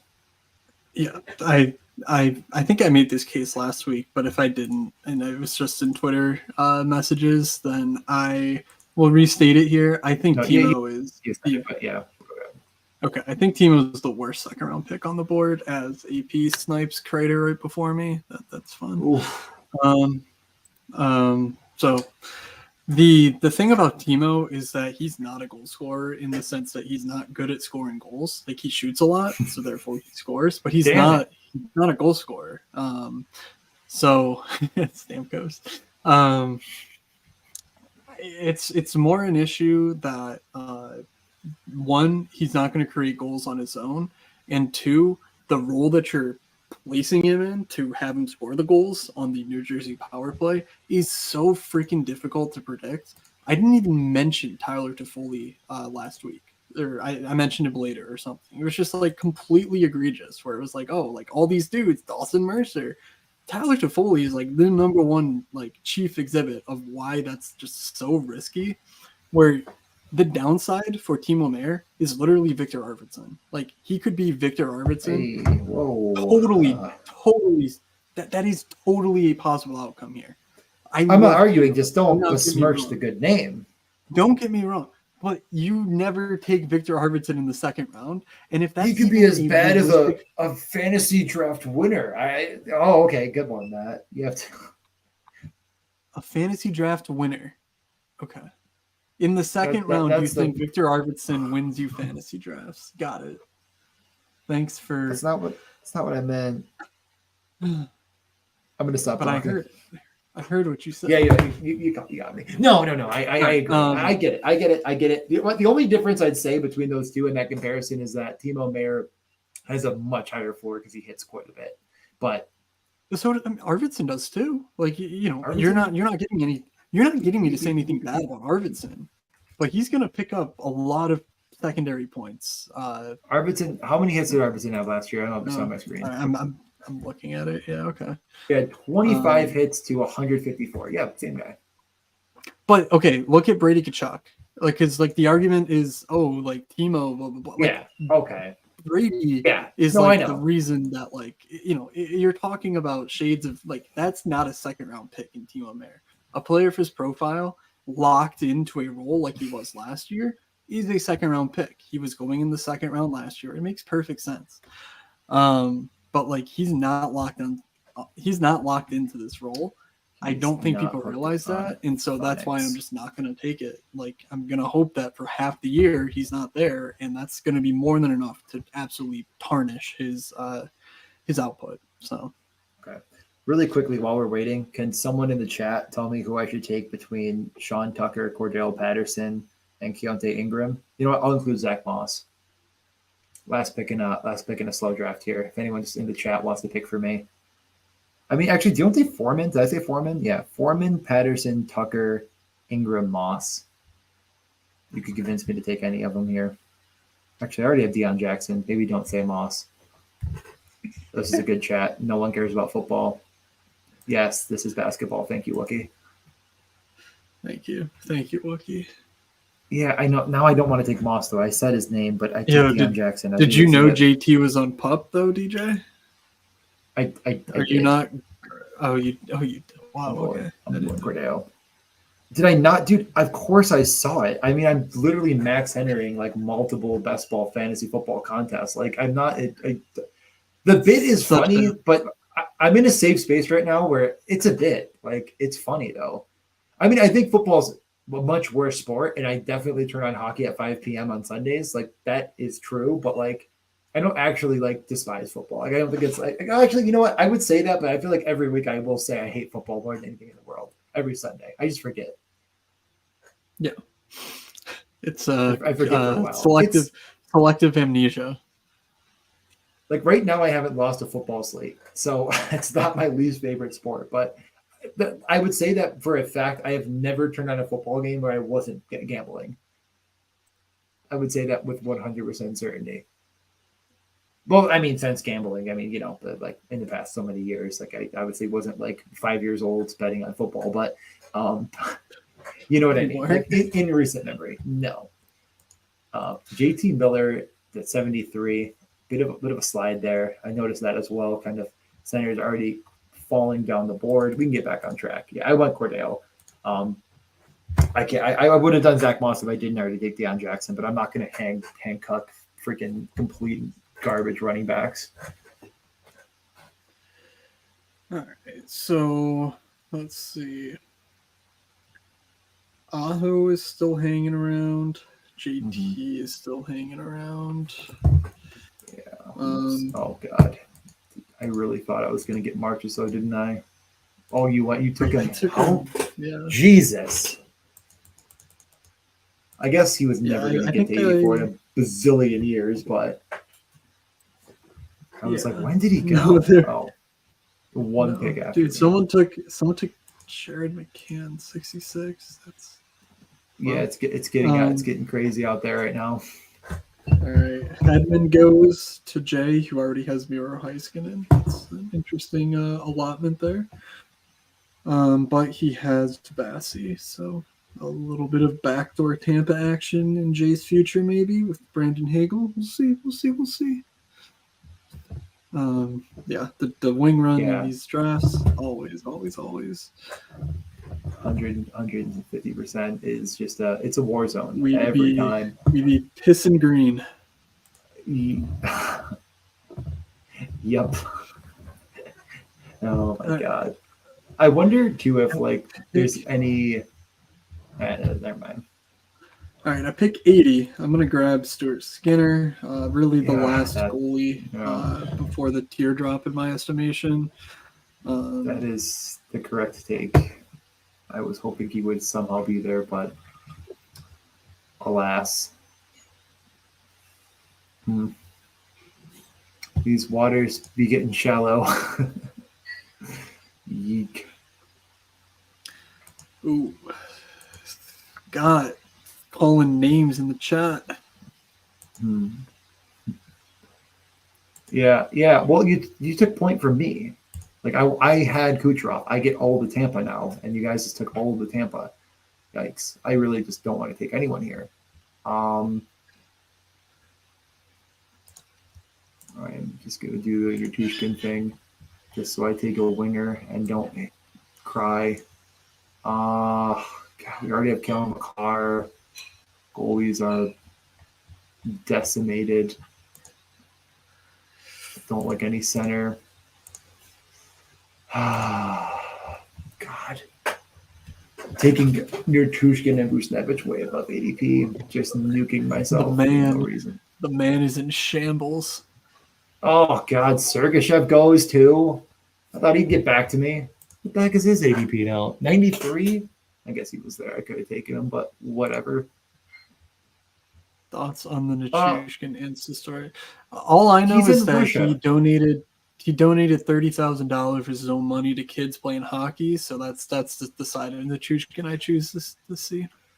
Yeah, the Nichushkin thing, it's like, I mean, he was in Russia when he took those pictures, right? I mean, I don't think he was like breaking any laws. Like, probably. I mean, actually, you know what? I have no idea. Guarantee that's not breaking a law of the U.S. I just don't know, but yeah. No, yeah, I mean, it doesn't matter. Yeah, I mean, it was odd. I mean, the whole situation with Nurtushkin seems like one of those things where, like, originally when things were coming out about like what happened in that hotel room, it was like this guy is going to get deported, and then it's gone. So I don't know what happened there at all, but I assume that was a little bit odd. That like maybe, I don't know, that maybe you should be on your best behavior. And then Buchnevich is an interesting case. A guy that sort of profiled a lot better in the past, and maybe St. Louis has just been like, I don't know. I mean, didn't at one time we think of this guy as like, I don't want to copy the link. I mean, didn't we think of this guy as like a legitimate rate shooter? Am I like losing my mind? Yeah, in New York, he was like a dominant player. He was playing alongside Panarin, which definitely will help your shot rates. He's a guy who who individually uses he uses his offense like himself. He's gonna probably play with Robert Thomas too, which but we'll see. But that's pretty beneficial from a fantasy standpoint. So yeah, I mean, there's no reason not to like Bushnevich basically, and he goes in a very dead zone at wing. I guess. Yeah, I don't. Yeah, I just they're a dime a dozen in the NHL. Stupid idiots who post stupid shit on social media. Like, honestly, the fact that he's using social media at all is a boon for the NHL. Like, I have no idea. It's just one of those things where, I just don't think like what happened with John Morant? Was John Morant like actively shooting his guns? Like, I don't remember now. I don't really know. Like, I didn't follow it, so like it was. Now I'm like wondering, like, is there anything to it? I think he was openly violating NBA rules because it was like in the jet or something, or in the locker room, or maybe both. And clearly he was like menacing a strip club at some point or whatever. Like, there was so much with him that like if Nichushkin were like pointing guns at orphanages and shit like that in Russia, where I think there'd be a bit more of an outcry. But like if he's just taking stupid pictures with his buddies, like it does not matter. He's gonna make it back to the US. Like there's really no worry about that. Like just I would forget about it. But honestly, I kind of thought it was funny. Like just show some personality sometimes, guys. Like that. That's kind of the NHL that we beg for, and I'm not going to turn in its face when it finally shows up on rare occasions. Yeah. Oh, I can't even find his Instagram. I don't know. I want to. Yeah, I maybe deleted it. I mean, there's saying there's no results, but am I almost up? No, I'm still looking now. I'm up in 5. I can't even find the picture. Here. Sharing. Oh, I can't search on Twitter. That's right. I don't know if Elon broke Apple desktop Twitter, but it's broken for me, and I can't search on the Twitter app. So Elon is just the best. I mean, the one thing, I guess, I mean, this isn't really a surprise, but part of what I was trying to do for these videos is get a quote from members of the media, just like one thing. I'm trying to frame it as like something a model might miss, something that maybe you're, anything that you see with the team or you're thinking going into next year. And I can't DM anyone. And even the people I can DM, it's like going to their spam. No one's going to see it. I found the picture. This was the picture. He's just sort of. He's got some rifles. Yeah, it looks like he's like on a compound too. Like I don't know. I mean, yeah, I certainly don't know, but yeah, that is yeah. Yep, yeah, actually, it's funny. I literally searched it, and as I was doing it, Billy sent it to me too. Yeah, there it is. Wild stuff. And like, of course, Spittin' Chicklets is like quoting like, "This is Grand Theft Auto shit." And it's like, yeah, because like, I do almost feel bad for Spittin' Chicklets because like they're trying so hard to be like hockey's so cool, like nothing out there. Like I said, they're literally Yeah. tweeting a video of the Connors looking like stone figures working out, and it's like, oh, the Connors are here, and it's like, oh boy, it's like, yeah, I guess. I mean, they're here, all right. Okay, I will certainly be taking Cairo, and I think I'm just gonna have to bend the knee on Billy Huso here. Again, kind of the last. I mean, I guess I could go.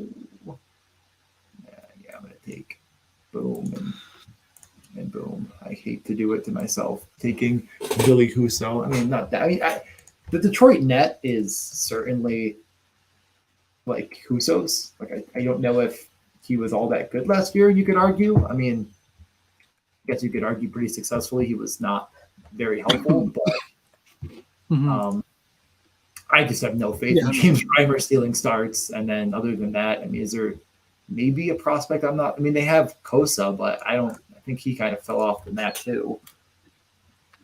Wow, Bates really wanted Matt Zuccarello, huh? That's a stunner. That is a stunner. Oh, did you have? Oh yeah, you had Kaprizov. I have Cap. Yeah. All right, I'll just add to my Taylor Hall exposure because what can possibly go wrong? What was I gonna do? I'm just gonna look up Red Wings goalies really quickly. I just want to see like who is even like around anymore. God, it is honestly just embarrassing trying to find any news for hockey.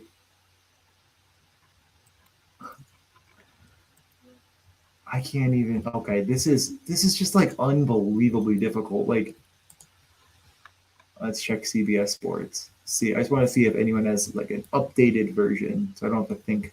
Okay, they picked up Lion. That's right, they picked up Lion. I was like, just one more guy.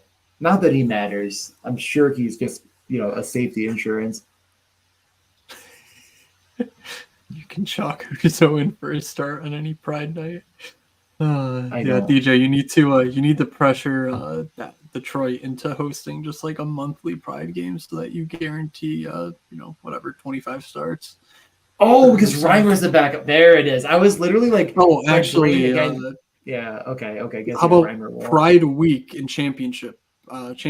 Yeah, so that Reimer just doesn't play all week. There you go. I use all of my influence to ensure that I get 3 Huso starts in the championship with this McDavid-less dog water team. This team that literally, I mean, honestly, I don't really hate this team. I mean, I have upside at all positions, I feel like, but it's still just not the team I think I would. I mean, the NHL already actively got rid of it, so it doesn't matter anyways. But yeah, it's I got to go to Detroit and be like, there's only one way to bring the Red Wings back into the playoff push. It's Pride season in Detroit. No more Reimer. I did forget about that. I didn't even connect those dots again. Oh god. Well, if you need an ad agency, to set these Kremlin Duvet. Yeah, Kremlin Duvet advertising. There you go. Yeah, if you haven't watched the show Detroiters yet, you have missed out on the best show ever created that was actually on TV.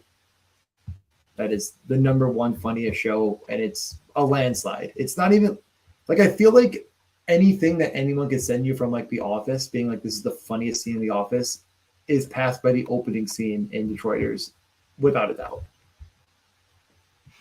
Every scene actually in Detroiters.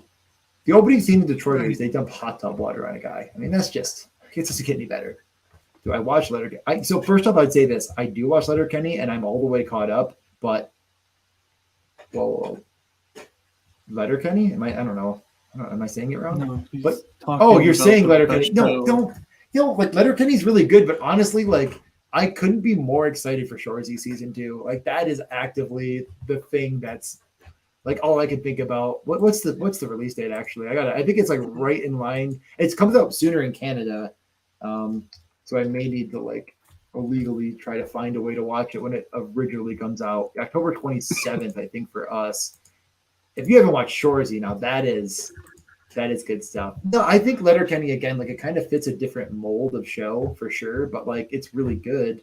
I don't know though. I don't think anything's touching Detroiters. Like that is the peak of comedy. And of course it's basically the I think you should leave stuff. So I want to point that. Well, he's preemptively defending the Ben selection. That's when you know you've made a bad pick. Yep.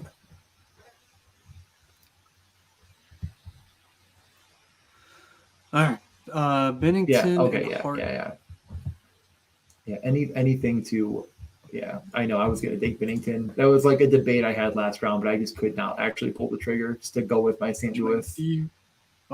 I think I might have lagged. Oh yeah, I cut in and out. We're talking over one another. I was saying I was gonna take Bennington at the turn here because of my I had the St. Louis kind of build, and I feel like they're a team you could take Bennington with and say they kind of carry each other. But God, why is this tweaking out? Sorry, I didn't mean to share anything. I just can't. I'm gonna wrap up my hero with. Yeah, I'm gonna wrap it up with Trouba. I don't think it's I don't think Trouba's a great pick or anything, but I feel pretty confident in that. If I take a 3-man Ranger stack the way this team's set up, that like theoretically a spike week from Trouba, I could get a Lafreniere or Taco across the line. So I'm fine to take one of those guys as my final wing and sort of move on. So this got real ugly for me. I'm gonna take Chychrun. Yeah, that's for sure. I just it's time to take a second defenseman. Man, what's goalie looking like? I feel like I have to just bite the Grubauer bullet. I think. Just pulling up Seattle really quickly for sort of the reason why is their backup is who now? Dreger. Yeah, I just think Grubauer played well enough in the playoffs that I'm going to give him another chance. Yeah, assuming Dreger is is coming back. Why do I think he signed somewhere else? He has a 3-year deal, I think, in Seattle, so that would be surprising. What? I don't know why I'm making this so hard, man. I just go to Cap Friendly. Like, they actually have everything up to date. I don't need to, overthink this. I'm, going to, freaking CBS Sports trying to find things like an idiot. So, Bates is waiting. He's waiting. What is he going to do? Oh, he takes for Hagee. I thought he was going to snipe me on Mark Scheifele. But I get Scheifele to cap off the Morrissey, Kyle Connor stack. It's not necessary to take Scheifele there, but I need a center anyway. And past ADP, I'm totally fine with him over Cousins, Nietzsche's, Lindholm, Eriksson. So, all right. What were you saying about good I pulled up. No. It's just it is Drieger. And then Decord goes the other way. I don't know why I thought something happened with him, but I guess it's just because we haven't seen him in so long. I just forget about his existence. Yeah, I mean, I think again, we forget Grubauer was legitimately that was a huge deal when they got him. It was this is it. We got our goalie. This is our guy. He had one down year, good playoffs, and I'm going to forgive him. Do I not like Gibson? I think the Ducks are really bad. So I think when I'm making that decision between the two, I think there's actually probably more competition in Anaheim, to be honest. If Gibson is bad, that's a debate. Is Gibson going to get back to form at his age, or is Dostal going to start to take the net over? And I think there's more reason for me to believe that Dostal is going to start to take over the Anaheim net than Decord is going to come back into form and take over Grubauer's net. I mean, the age difference is negligible in Seattle, but I just think I bit hard again. And I mean, honestly, I wasn't I was crushed by Gibson because he did have some spike games, but I think at the age of 30, just to think that he's going to somehow get back on track is just, I think it's over. He's still draftable for sure because he could see over 50 starts, but I think that Grubauer has a nod there, just a better goalie in recent play. I would agree with you there. I like Grubauer in drafts better than Gibson. I think Gibson is about the last goalie I'm comfortable taking, though. Like, I'm fine to take Gibson Yeah, in yeah. drafts, regardless of like, oh, if that's the last goalie available and I need a goalie, I'll take it rather than try and push it or whatever. Like, I'll try and push Elvis or anyone else really after Gibson, but Yeah. Well, I mean, I prefer. again, it depends. Like if my first goalie is Demko, my second goalie is Huso, I'm just not going to get to that next range of past Gibson. Like it's Grubauer, Gibson. I'm definitely taking one of them there, and I'm moving on. If I already had Sorokin and Stuart Skinner, I might just say whatever. Like I can wait to take Merzlikins like Wookie did here. I'm guessing he has a bit better of a I mean, Omar, Jari, Merzlikins makes sense. Like whatever, right? But I'm not as you can see from my exposure here too, haven't been doing much other than Schmid. Why am I Kira Schmid? Schmid. I don't know. It's been a while since I've watched a game. A little bit of Kakinen. I don't think I have anyone else. I think the next guy, God, there's just no one that's going undrafted. Really, I think you take a stab at. I think Phoenix Copley is probably fine, honestly, and Kim versus Talbot is, I'm not gonna. I have 10%. Like I said, I think I'm probably done there. Like I was, again, last goalie in. I think he kind of rose a little bit. Actually, I think he fell a bit more over time. I think he's come down at decent. Let me check. Let's look at that first draft up. No, I don't. If I can find it. Where did Talbot start? It's an interesting question. Speaking of absolutely awful selections, Kaprizov and Ryan Hartman. What can possibly go wrong? Talbot in the first. Did Talbot go undrafted? I'm almost up, but where the hell is he? On where? In the first draft? The first finished draft. Oh, he went 159. So that would be about the same ADP wise. Yeah. So his ADP was 179. So he's risen ADP wise, I think, just because of like goalie in general. But okay, I'm almost on the clock now. So I have Eichel, I have Kyrou. I mean, I am going the wing route here because there's a few different options I think I can finish with. And with that being said, I'm going to get more Michael Bunting. And any correlations? I mean, Vrana, I guess, but I don't really think I want a third. I think, you know what? Let me just put Lafreniere in the queue so I don't take Patrick Kane. But you could auto Patrick Kane. No, I'm going to take Lafreniere. I'm just going to do it. I'm just going to get the winger out of the way now. I mean, I think Bunting is, 13th round Bunting. It feels gross when I was getting into 16th, but I'm going to finish off wing and just know that, Eichel and Kyrou are, I think, very good. I think I'm still going to get a really good last center in, and I think, what is a very good 2D core already. What? Oh, no, I was literally just coughing because, okay. Because, illness. Yeah. Your team looks pretty good, Matt. You're still waiting on that third goalie, so I'm excited to see who you take. It's not going to be Phoenix Copley, who goes one before you. Yep.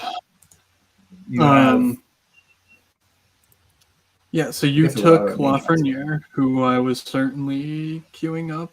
Oh yeah, you had Zibanejad, didn't you? Oh yeah. Oh, sorry. So I'm gonna grab Logan Thompson. Okay. I really just, my philosophy is if I have two guys early-ish, like Georgiev, he's definitely in that upper tier of goalie, and then a middle tier guy, I'm fine to take a third guy who's just incredibly thin. And my mindset there is to basically ensure that I'm not getting more than like 5 to 10% of a really thin goalie.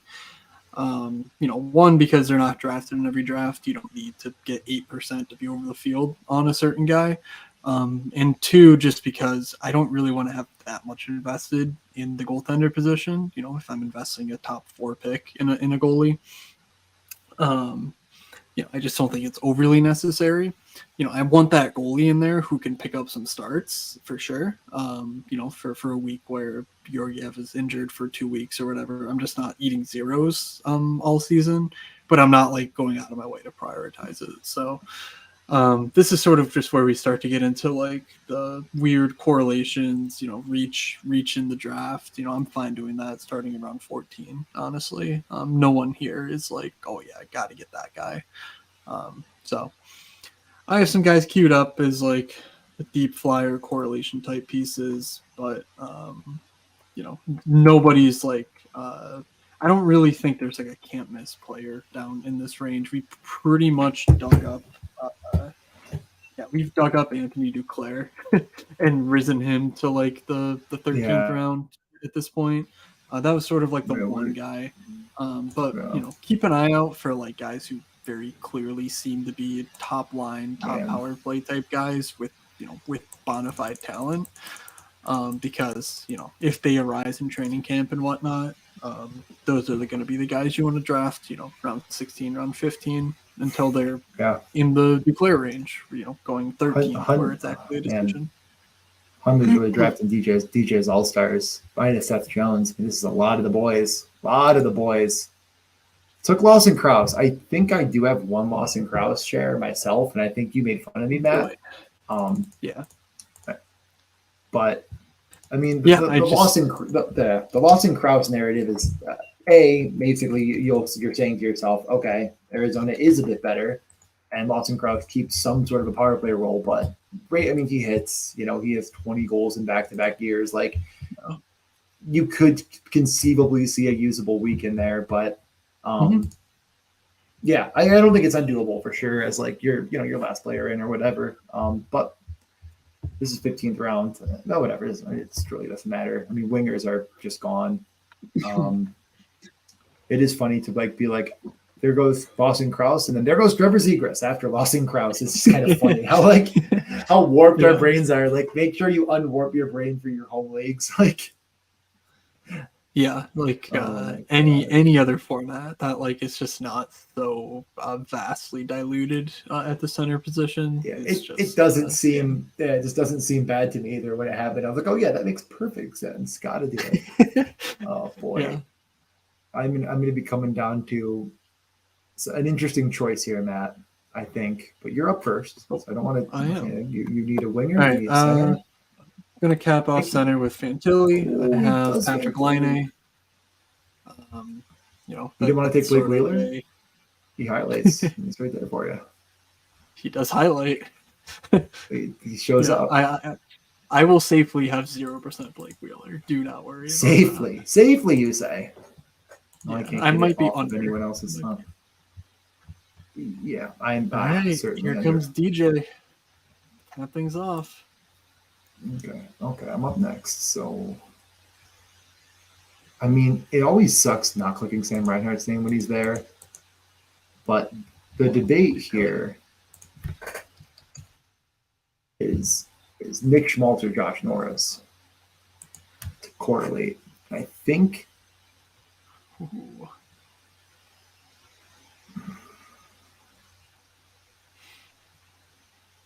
I think I'm going to go Josh Norris. I'm going to do it. Joshy boy.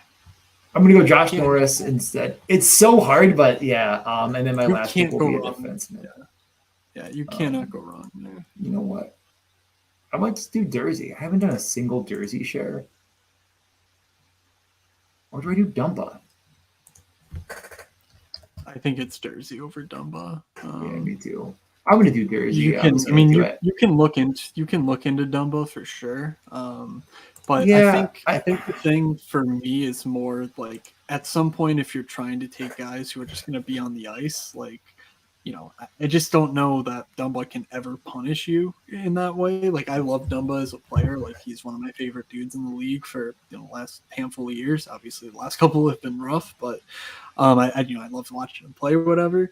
There's really no like DFS like, oh my god, I can't believe I missed it with this guy.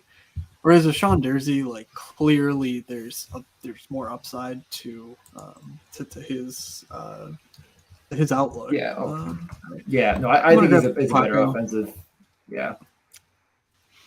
So yeah, honestly, no, but yeah. this is interesting because I feel like almost like 2 shows ago I made the case of like why Jenner is better than Fantilli, and then you went Fantilli over Jenner. Mhm. Did you debate it at Um, all, or were you just no, I mean, like I certainly could have. You're not gonna catch me saying Boone Jenner is a bad take. I have, let's see, in my 60 something draft, I have 2 Jenners, and this is my second Fantilli. So like, you know, I just really want to correlate with Patrick Laine specifically there, and to me, there's a far better chance that Boone Jenner plays with Johnny Gaudreau and someone else on the top line, like a Marchenko, than it is, and then like Fantilli Laine is the second line. So like that's the very slight tiebreaker in my mind. But obviously, Fantilli could play wing, Laine could play center. It could just be kind of random nonsense, but no real reason. Just Fantilli is going to be a great fantasy player. Maybe it's not this year, but I'll take it. I'll take the chance in some of my drafts when I need to correlate Columbus. okay? Really quickly before we go through the teams, I did want to pull this up. You're looking at again a team that was drafted today. I think it was today, maybe yesterday, and maybe it's not to the keen eye, but if you take a good gander at this team, you'll notice something interesting. 0 goalie team drafted today. I believe it was today. And I just want to remind people that these people are out there. They are drafting an empty net. So don't be that there's only there's only 15 players on that team. He could have gotten, what if Cam Talbot's the guy you need in round 16? Oh yeah, I guess we didn't see the last pick. Yeah, this was sent to us in a thing, right? Yeah, it was only yeah. Come on. An interesting tactic. Is all I'm trying to say. Yeah. But we can go over the teams now. I just thought that was really funny and a good reminder that like while we're out here, galaxy braining Fantilli versus Jenner and stuff, it's exactly. Like, hey, well, maybe galaxy brain. It's a debate. I'm not arguing it's not a debate. Like, and you could definitely talk me into either side. I'm more on the Jenner side than the Fantilli side, but people are out here drafting 0 goalie teams, just having a blast. So we're gonna go in order. And we're going to start with B. Hunley, who drafted what I would consider to be an alpha team, a clear, tough to knock off at the first pick at any time, but he really, I think, hit a home run. Starting with Connor McDavid, Jake Gensel, Sorokin, Cole Caulfield, Evan Bouchard, Konechny, JT Miller, Troy Terry, Darcy Kemper, Werenski, Lucas Raymond, Seth Jones, Anthony Duclair, Akira Schmid, Lawson Krause, and Brock Nelson. I mean, all guys that I've drafted a decent bit of. Other than Boston Krause, I guess I only have one, but I did actually pull the trigger on the last pick one time, just kind of and every single one of my wingers went, like, who can I find? And he's just a name that kind of popped up. I don't know, kind of looking through. So I don't really have a lot here. I mean, not an insane amount of correlation, but that's totally fine. And we talked at length about how unimportant correlation really is. So I don't know if there's a single hole I could poke in this team, Matt. Anything you wanted to say? No, it's a good team. I love drafting centers in round 16. Like, I think that's just going to be something I do more and more as the draft season goes on. It's just so much comfier than drafting a wing, to be honest. So, well, because or a D-man. Luke Evangelista or Brock Nelson. Like, yeah, literally, it's like right? Sam Reinhart, Luke Evangelista, Brock Nelson. Like, two of these guys had. Brock Nelson had 35 goals last year. I mean, I don't even know how many off the top of my head, but I think he was trying for 40 at some point. And Sam Reinhart had about, 25 power play points, and then Luke Evangelista had like 6 goals. Though, Lay Lake, UF, Benedict, I think he's also been here as well. Leon Draisaitl start, not Matt's favorite pick, but I mean, I'm definitely taking him at the 1.2 just so I spread my exposures out.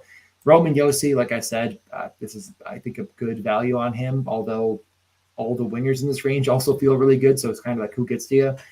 Jake Ottinger, so it's kind of starting with a one center, one defenseman, one goalie, and no wingers. Well, he went on an absolute rampage of Evander Kane, Brad Marchand, Tyler Toffoli, Owen Tippett, and Jake DeBrusk. It's a little bit of correlation mixed in, plus some guys that can definitely bury the puck in the back of the net. Ryan Nugent-Hopkins, more correlation with Draisaitl and Evander Kane. Charlie McAvoy, Evgeny Malkin, Vijmelka, Shabbat, Talbot, Mangiapane, Evangelista. Of course, the concern is at wing, a little bit thin overall, of course, but it's hard to fault it too much when you won. You could win so many positions. Like losing at wing could kill you, but if you find anything in Mangiapane, who is a former 30 goal scorer, if you find Luke Evangelista's role to be big enough, like you may be able to survive alongside Roman Josi, alongside Roman Josi, where you're going to be able to win defense. I like that. I like that build. Like at some point, you're not going to be able to get wings in every position. So, right. So next was the Austin Matthews team, which went Matthews, Nylander correlation, and then Dahlin and Erik Karlsson. I think you went 3 defensemen here. I almost think I would have just stuck with the 2. Jeff Skinner correlation, Olmark, Jari, Kuzmenko, Hagel, Brian Rust, Jamie Benn. Sorry, Wookie. Jamie Benn. Got to do it. Probably 0% myself. Dylan Cousins, more correlation. Merce Linkins, Morgan Riley, Nino Niederreiter, and Sam Reinhart. Is that 4 centers? 1, 2, 3. No. 3 centers. Yeah, I feel like I just would have taken Morgan Riley, but I get the correlation. I probably just would have grabbed, take Matthew Knies or something. I don't know if you really wanted to stack Toronto. You take that much defense. I think you can get away with 2 because, but I get it. It's still a really if good one team. of those guys completely, both those guys fail, you're done. So, right. Yeah, that's the sort of team to save that. Sure. Like doubling up at those onesie positions, D and goalie, I think, real early. I think that's a viable strategy, even though it's not really been tested in the streets. So, anyway. Yeah. So next was Jameson, who I know took more centers than he should have, and went McKinnon, DeBrincat, Elias Pettersson start. So probably shouldn't have. Kevin Fiala, Adam Fox, Jonathan Huberdeau, Jacob Markstrom, Tyler Bertuzzi. Quite a few guys there in the middle, like the Fox, Huberdeau, Markstrom, Bertuzzi. I probably wouldn't have done myself. Took Pietrangelo from me. I was really hoping he'd get back. Did not. Aiden Hill, Victor Arvidsson, Elias Lindholm, Perron, Kane, Trevor Zegras, and Aaron Ekblad. So that's 4 centers, if I'm counting correctly. Yes, it is. And only 2 goalies. I think he only took he only took Markstrom and Aiden Hill. So I think it's 2 week in net. Not a lot of my all-time favorite plays, but I think I really like the start a lot. I mean, DeBrincat, I would have gone Nylander myself or Gensel over DeBrincat, but whatever. Whatever you want to set up for later, I guess, is up to you. It's not like he couldn't score 35 goals. I just don't think he will. I think I would have done this quite a bit differently. I would have waited on defense, and I just would have really loaded up on wing to go with McKinnon and Pettersson and tried to just win flex every single week and still not give up too much at wing, and especially not take that 4th center. Anything on there, Matt, you want to move over? Nothing to add. You got it. Yep. David Pastrnak, I'll just buckle up, Jay. David Pastrnak, Tage Thompson, Andrei Vasilevsky, Alex Tuck. So correlation to start, goalie, center, 2 wings. Miro Heiskanen, Pierre-Luc Dubois, Victor Hedman, a couple snipes there, I'm sure. Claude Giroux, Sergei Bobrovsky, Larkin, and Pavelski pretty much back-to-back to finish off center. Tom Wilson, a favorite of the true puck luck guys. We get it over there. Jeremy Swayman. Wait, no, he didn't take Olmark. I was gonna say, did I lose my mind? No, Jeremy Swayman. Interesting. Again, I think it's honestly kind of just completely out of goalies at that point. Maybe just it's fine. Pacioretty, Reichel, and Burakovsky. Is that 2D? Yeah, only 2 defensemen. Loaded up an extra winger, and I think good goalies. I think really nothing to. I guess Pacioretty. Especially against Pacioretty. If there's a position to be weak, if there's a position to be weak, I think it is D, just because we know that the top scorers can come from basically anywhere in the draft. Not just Erik Karlsson last year, but Josh Morrissey, Vince Dunn, et cetera, et cetera. There are guys who produce top 10 seasons all over the draft, whereas that's not really the case at center, wing, and goalie. So while it's weak at D, of course, Jay would tell you that himself. I think that's fine to trade out the extra wing points that having 8 gets you. Like, it just adds up over the course of a season. We've seen it in the data. So I have no problem with that build, and I like the originality, even if you burn Tom Wilson for no reason. How dare you? Next was Scott Craig. Start with Matthews and Chuck. Makes perfect sense to me. Goes Igor. What? Can we just call Arvidsson LA Timo? That got me. Yeah, okay, that we can. I'm sorry, I messed that up. Okay, it doesn't work that. It doesn't work in that direction. I'm sorry. I love Arvidsson as much as the next guy, but I love Arvidsson so much. Okay, the Chuck, Zerkin, Hyman, Crosby, Point. So the two wingers, 2 centers, 1 goalie in the first 5. Jesper Bratt to go with no one. Probably wouldn't have done that myself, but it's fine. Sider, first defenseman. Tarasenko, Vanacek, Shea Theodore stolen from that. Of course, couldn't quite get back to you there. Wait, no, you skipped him. Wow, what a fraud. I took Carlson and Morrissey right before, so I wasn't really interested in reaching on Theodore, even though I would have in a vacuum. I just wanted a wing there. Yeah. Okay. This seemed odd. Then so Jordan Binnington. So goalies of seems odd. I have 50% of the guy. How much more do I need, DJ? More. God damn. Okay. You're not Shesterkin, Vanacek, Binnington in net. Crosby, Point, and Nachos at center. I mean, that's pretty crazy, honestly, to think about. And then wing, of course, is a bit weaker, but you're kind of spearheaded by Matt the Chuck to hopefully dominate every single week and put you in good position. Others that I haven't named yet were Brock Besser, Oliver Bjorkstrand, and Teuvo Teravainen. Devin Tays as well, kind of rounding out that decor. So, yeah, no, I think it gets there. I don't really have any really things to say. I mean, I didn't want you to take Braden Point there because I was hoping Kamar Stamkos would get back to me, but they did not. Next, AP4491. Maybe you're in here, maybe you're not. I really don't recognize the name. Me neither. Started with Mikko and then went Tim Stutzel, which Stutzel doesn't normally get to 18th overall because the Brady drafter often takes him, but Brady got Ovi, so decided to go that route. I know that's going to be a debate for many. So Mikko, Stutzel, Jari. Oh, no, I got Jari. Jesus, DJ. UC Saros. Good reading comprehension. So, yeah. Then Connor Bedard slips to 42. That's I think he's going to land more or less in that range. Chris Kreider, Jared McCann, a bit early on. McCann for sure. Drake Batherson, again, a bit early.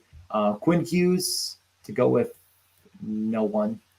That's normally not how I play him, but maybe you saved it later. Nico Hischier, Adrian Kempe, Carter Hart, Riley Smith, Vince Dunn, Drew Doughty, Eberle, and Marc-Andre Fleury. So we started with a good enough goalie where I think it makes sense. I just think that, I don't know, something feels weird about this team. Like maybe it's just the Vince Dunn, Drew Doughty, Quinn Hughes. Like it's missing something, but I don't know what. But it makes sense. I don't know. Yeah, like the thing to me is obviously I think Nico and Kempe are great picks, but are they that different than the round 16 Reinhardts and Brock Nelsons? And I think the answer to that question is honestly no. And the difference between a round 16 wing and a round 9 wing, I think it's different enough to where it actually I think that's why our visual sort of interpretation is that's a little. I think it's literally because taking 3 centers before round 10 is just so difficult to get work around once you realize how many centers there are, perfectly viable options in rounds 13, 14, 15, 16. So, whatever. Yeah. It certainly is possible that 2 of those guys are the guys you need. And if you don't have multiples, you're going to, be at risk of losing to the field. But that might be why we sort of both look at it and go a little yeah. Right. Yeah. I think it's something you'll see, especially in a lot of home leagues and a lot of any really draft you do. It's people just want to fill those positions so bad. It's it feels comfy and cozy to get to your number, get to your mark. And when all the board is setting you up to get to that mark, just you got to be comfortable getting uncomfortable in these losses, especially right now when ADP we're 30% full. We have a lot of time for ADP to adjust. Like it's going to change. Get uncomfortable. And Matt, let's see how you did with that uncomfortability. You started with Kirill Kaprizov. Couldn't fault you. Kyle Connor, again, no qualms.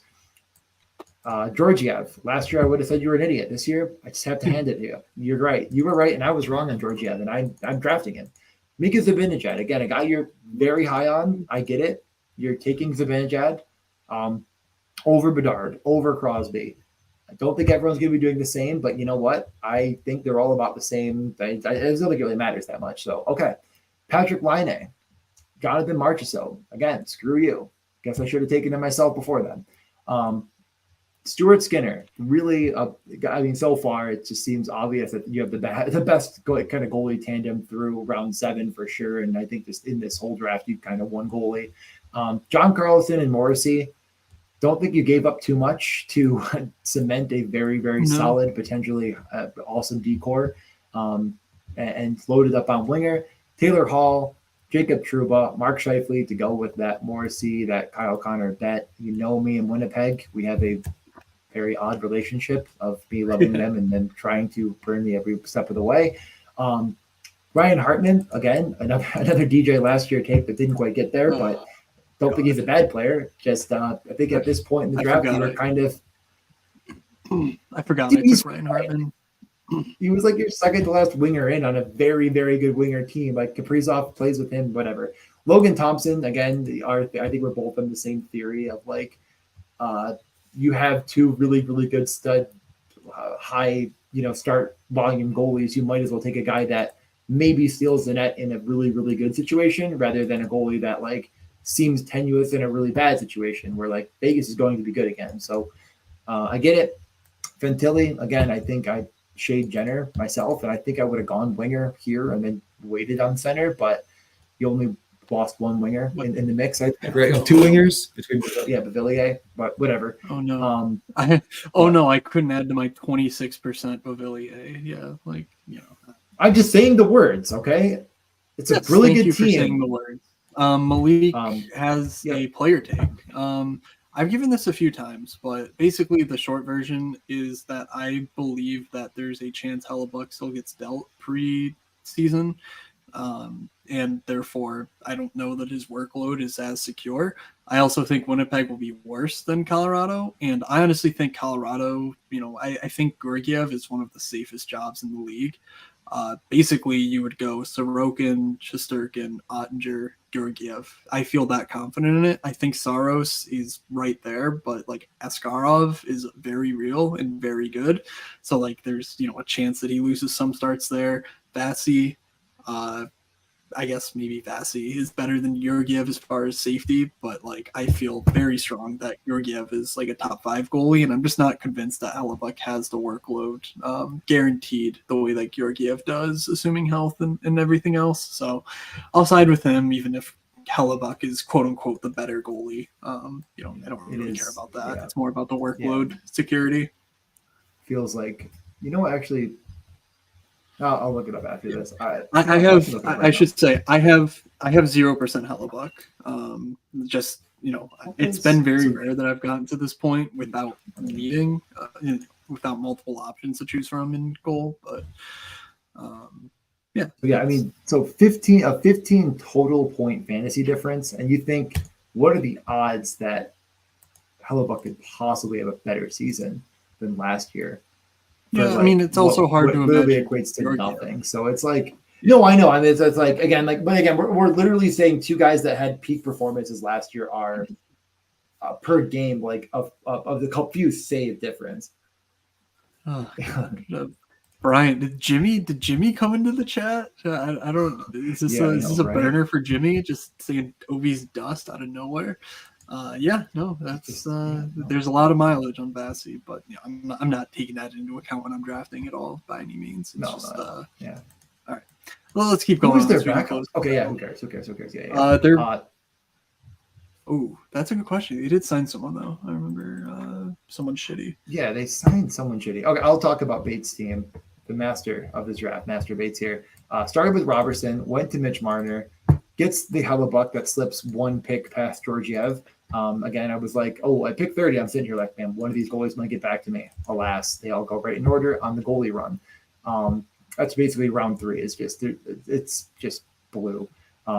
Philippe Forsberg, Steven Stamkos couldn't get back to me. Rupe Hintz to go with Jason Robertson, Brent Burns, Ricard Raquel, Devin Levi. So Levi and Hellebuck, who knows if they could be teammates? We'll see.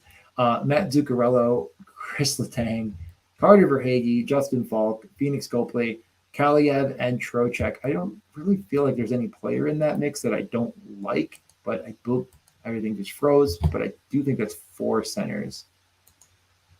Why can't it anything work?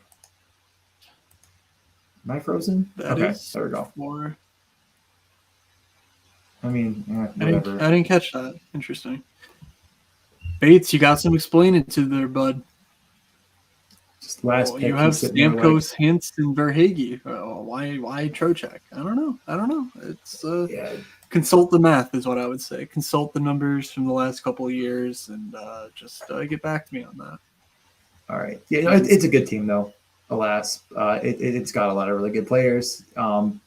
Let's get to a team. The only true pissing green that we had in this draft, starting with 4 straight wingers. Billiards Jones goes with Brady the Chuck, Alex Ovechkin, Artemi Panarin, and Johnny Gaudreau. Just someone had to be the man in this chat, and it was him. I tried my best, but I just slipped in a little bit of orange. Anyways, though, Brady, Ovi, Panarin, Gaudreau, goes Barkov, Samsonov, Tavares, the real JT, the one that's signed to a team and is good at a sport. Brandon Montour, Jonas Corposalo. So that would leave him with, okay, now Samsonov, Corposalo. Okay, Darnell Nurse, Lehkonen, John Gibson. So kind of mid-range, pretty hard on goalie, which is fine. Joel Eriksson Ek, again, I think was like, I don't know. I feel like I haven't drafted him yet because I fall in love with a different center, but like I definitely understand why you take Joel Eriksson Ek. Vrana, Kadri, and Rasmus Anderson. Again, is that 4 centers? That is 1, 2. 4, yeah, that's the 4th That's center. 3. It's 4 centers. Fellas, I just someone show me the simulation where you've run the math, you've run the numbers, where that adds to your team over the course of a season. I can't find it. Nothing I do says that roster construction is ideal. If I understand you got 6 really good wings that you're happy with, well, you got 4 plus 5, or actually, wait, which position did he sacrifice a D-man for that and not a wing? He has Montour, Nurse. No, he has Montour. Nurse. No. Okay, I don't know. Yeah, the thing is, I like every player you took, and I feel like I would have gone with someone other than Joel Eriksson Ek, maybe. Just, I don't know. Again, like, who are you really going to take? Sense. But I don't know. Okay, final 2. Flop winner.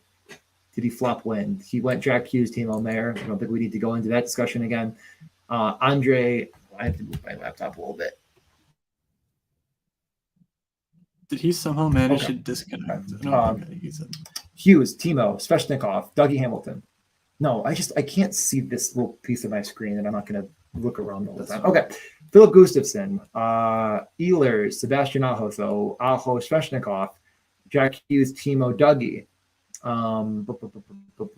Sergachev, Freddie Anderson, more Carolina bet, Mark Stone, Noah Dobson, Anders Lee, Bo Horvat, so a couple, 3, and actually because I'm Bo Horvat, so 3 straight Islanders, so really, really focused on correlation. Nick Suzuki, Sam Montembeault, and Beauvillier. So that's definitely the most correlated roster we've talked about. Again, I don't think it's worth it. 8 players. Wouldn't have taken Mark Stone that early. Wouldn't have taken Sam Montembeault, but whatever. Like, it's not a terrible team. So if you get through somehow because of some of those guys being unbelievable, you have that correlation going forward. 1, 2, 3, 4 centers though. Tough. Did sacrifice a winger for it, and I think this team's a little bit weak at wing to be doing so. Yeah, And honestly, West weak, team. I think, in terms of total goalie starts. I mean, Gustafsson, 50 Yeah. is an absolute ceiling. Anderson, I don't even know if 50 is possible for him. And Montembeault, like, yeah, we don't even know if he's a starter. So, yeah, that's a little risky for me, too, as far as goalie. Zero reason to take a center there. But again, someone show me the math where that makes sense, and I will change my priors. But I can't find it. I've run the numbers. I've shared all of it. So please, someone review it and tell me where I'm wrong. Final team, the perfect team that was drafted in this lobby that will have no qualms. Everyone's just going to say it's perfect. Was from DJ Sabres. He started with Nikita Kucherov at 12. I'd love to get the guy at 12. Kale McCarr. I mean, come on, right? Best defenseman in fantasy hockey. Matt Boldy. I'm not sure why I'm saying Boldy. Clayton Keller. Jack Eichel. Missing goalies, but says, I got Thatcher Demko. I mean, he is going to take Vancouver to the playoffs next year. You heard it here first. Valerie Nertushkin. Pavel Buchnevich pairs him right up with Jordan Kyrou. I mean, Billy Husso. Again, Detroit. If you're going to make the playoffs, whose back is it going to be on but Billy Husso's? Jacob Chikrin. Power play 1, Jacob Chikrin, we're saying now. Maybe. Philip Grubauer. Again, all the starts. He might see 82 starts. He hasn't missed one yet. Michael Bunting. Alex. Yeah, okay. Let him cook. Lafreniere. So you're thinking to yourself, man, this guy only has 2 centers, and they're Jack Eichel and Jordan Kyrou. Does he have another guy that maybe could score over 30 goals? Oh, Josh Norris. I wonder who he's going to get assisted by all the time. Oh, wait, he has him. Already said it. Jacob Chikrin finishes it off with the power play 1 lock to go with Clayton Keller. That's going to lift him from 11 secondary assists to maybe 50. Sean Dursey wins Best Puck 3 with this roster. I mean, I don't know if you could find a one better than what won last year, but I think you did it. I think you outdid yourself. I do like the team a Jack lot. Eichel carrying you for sure. I get it. Eichel, Kyrou, Josh Norris doesn't seem too bad. I do feel a little bit weak there. Awesome.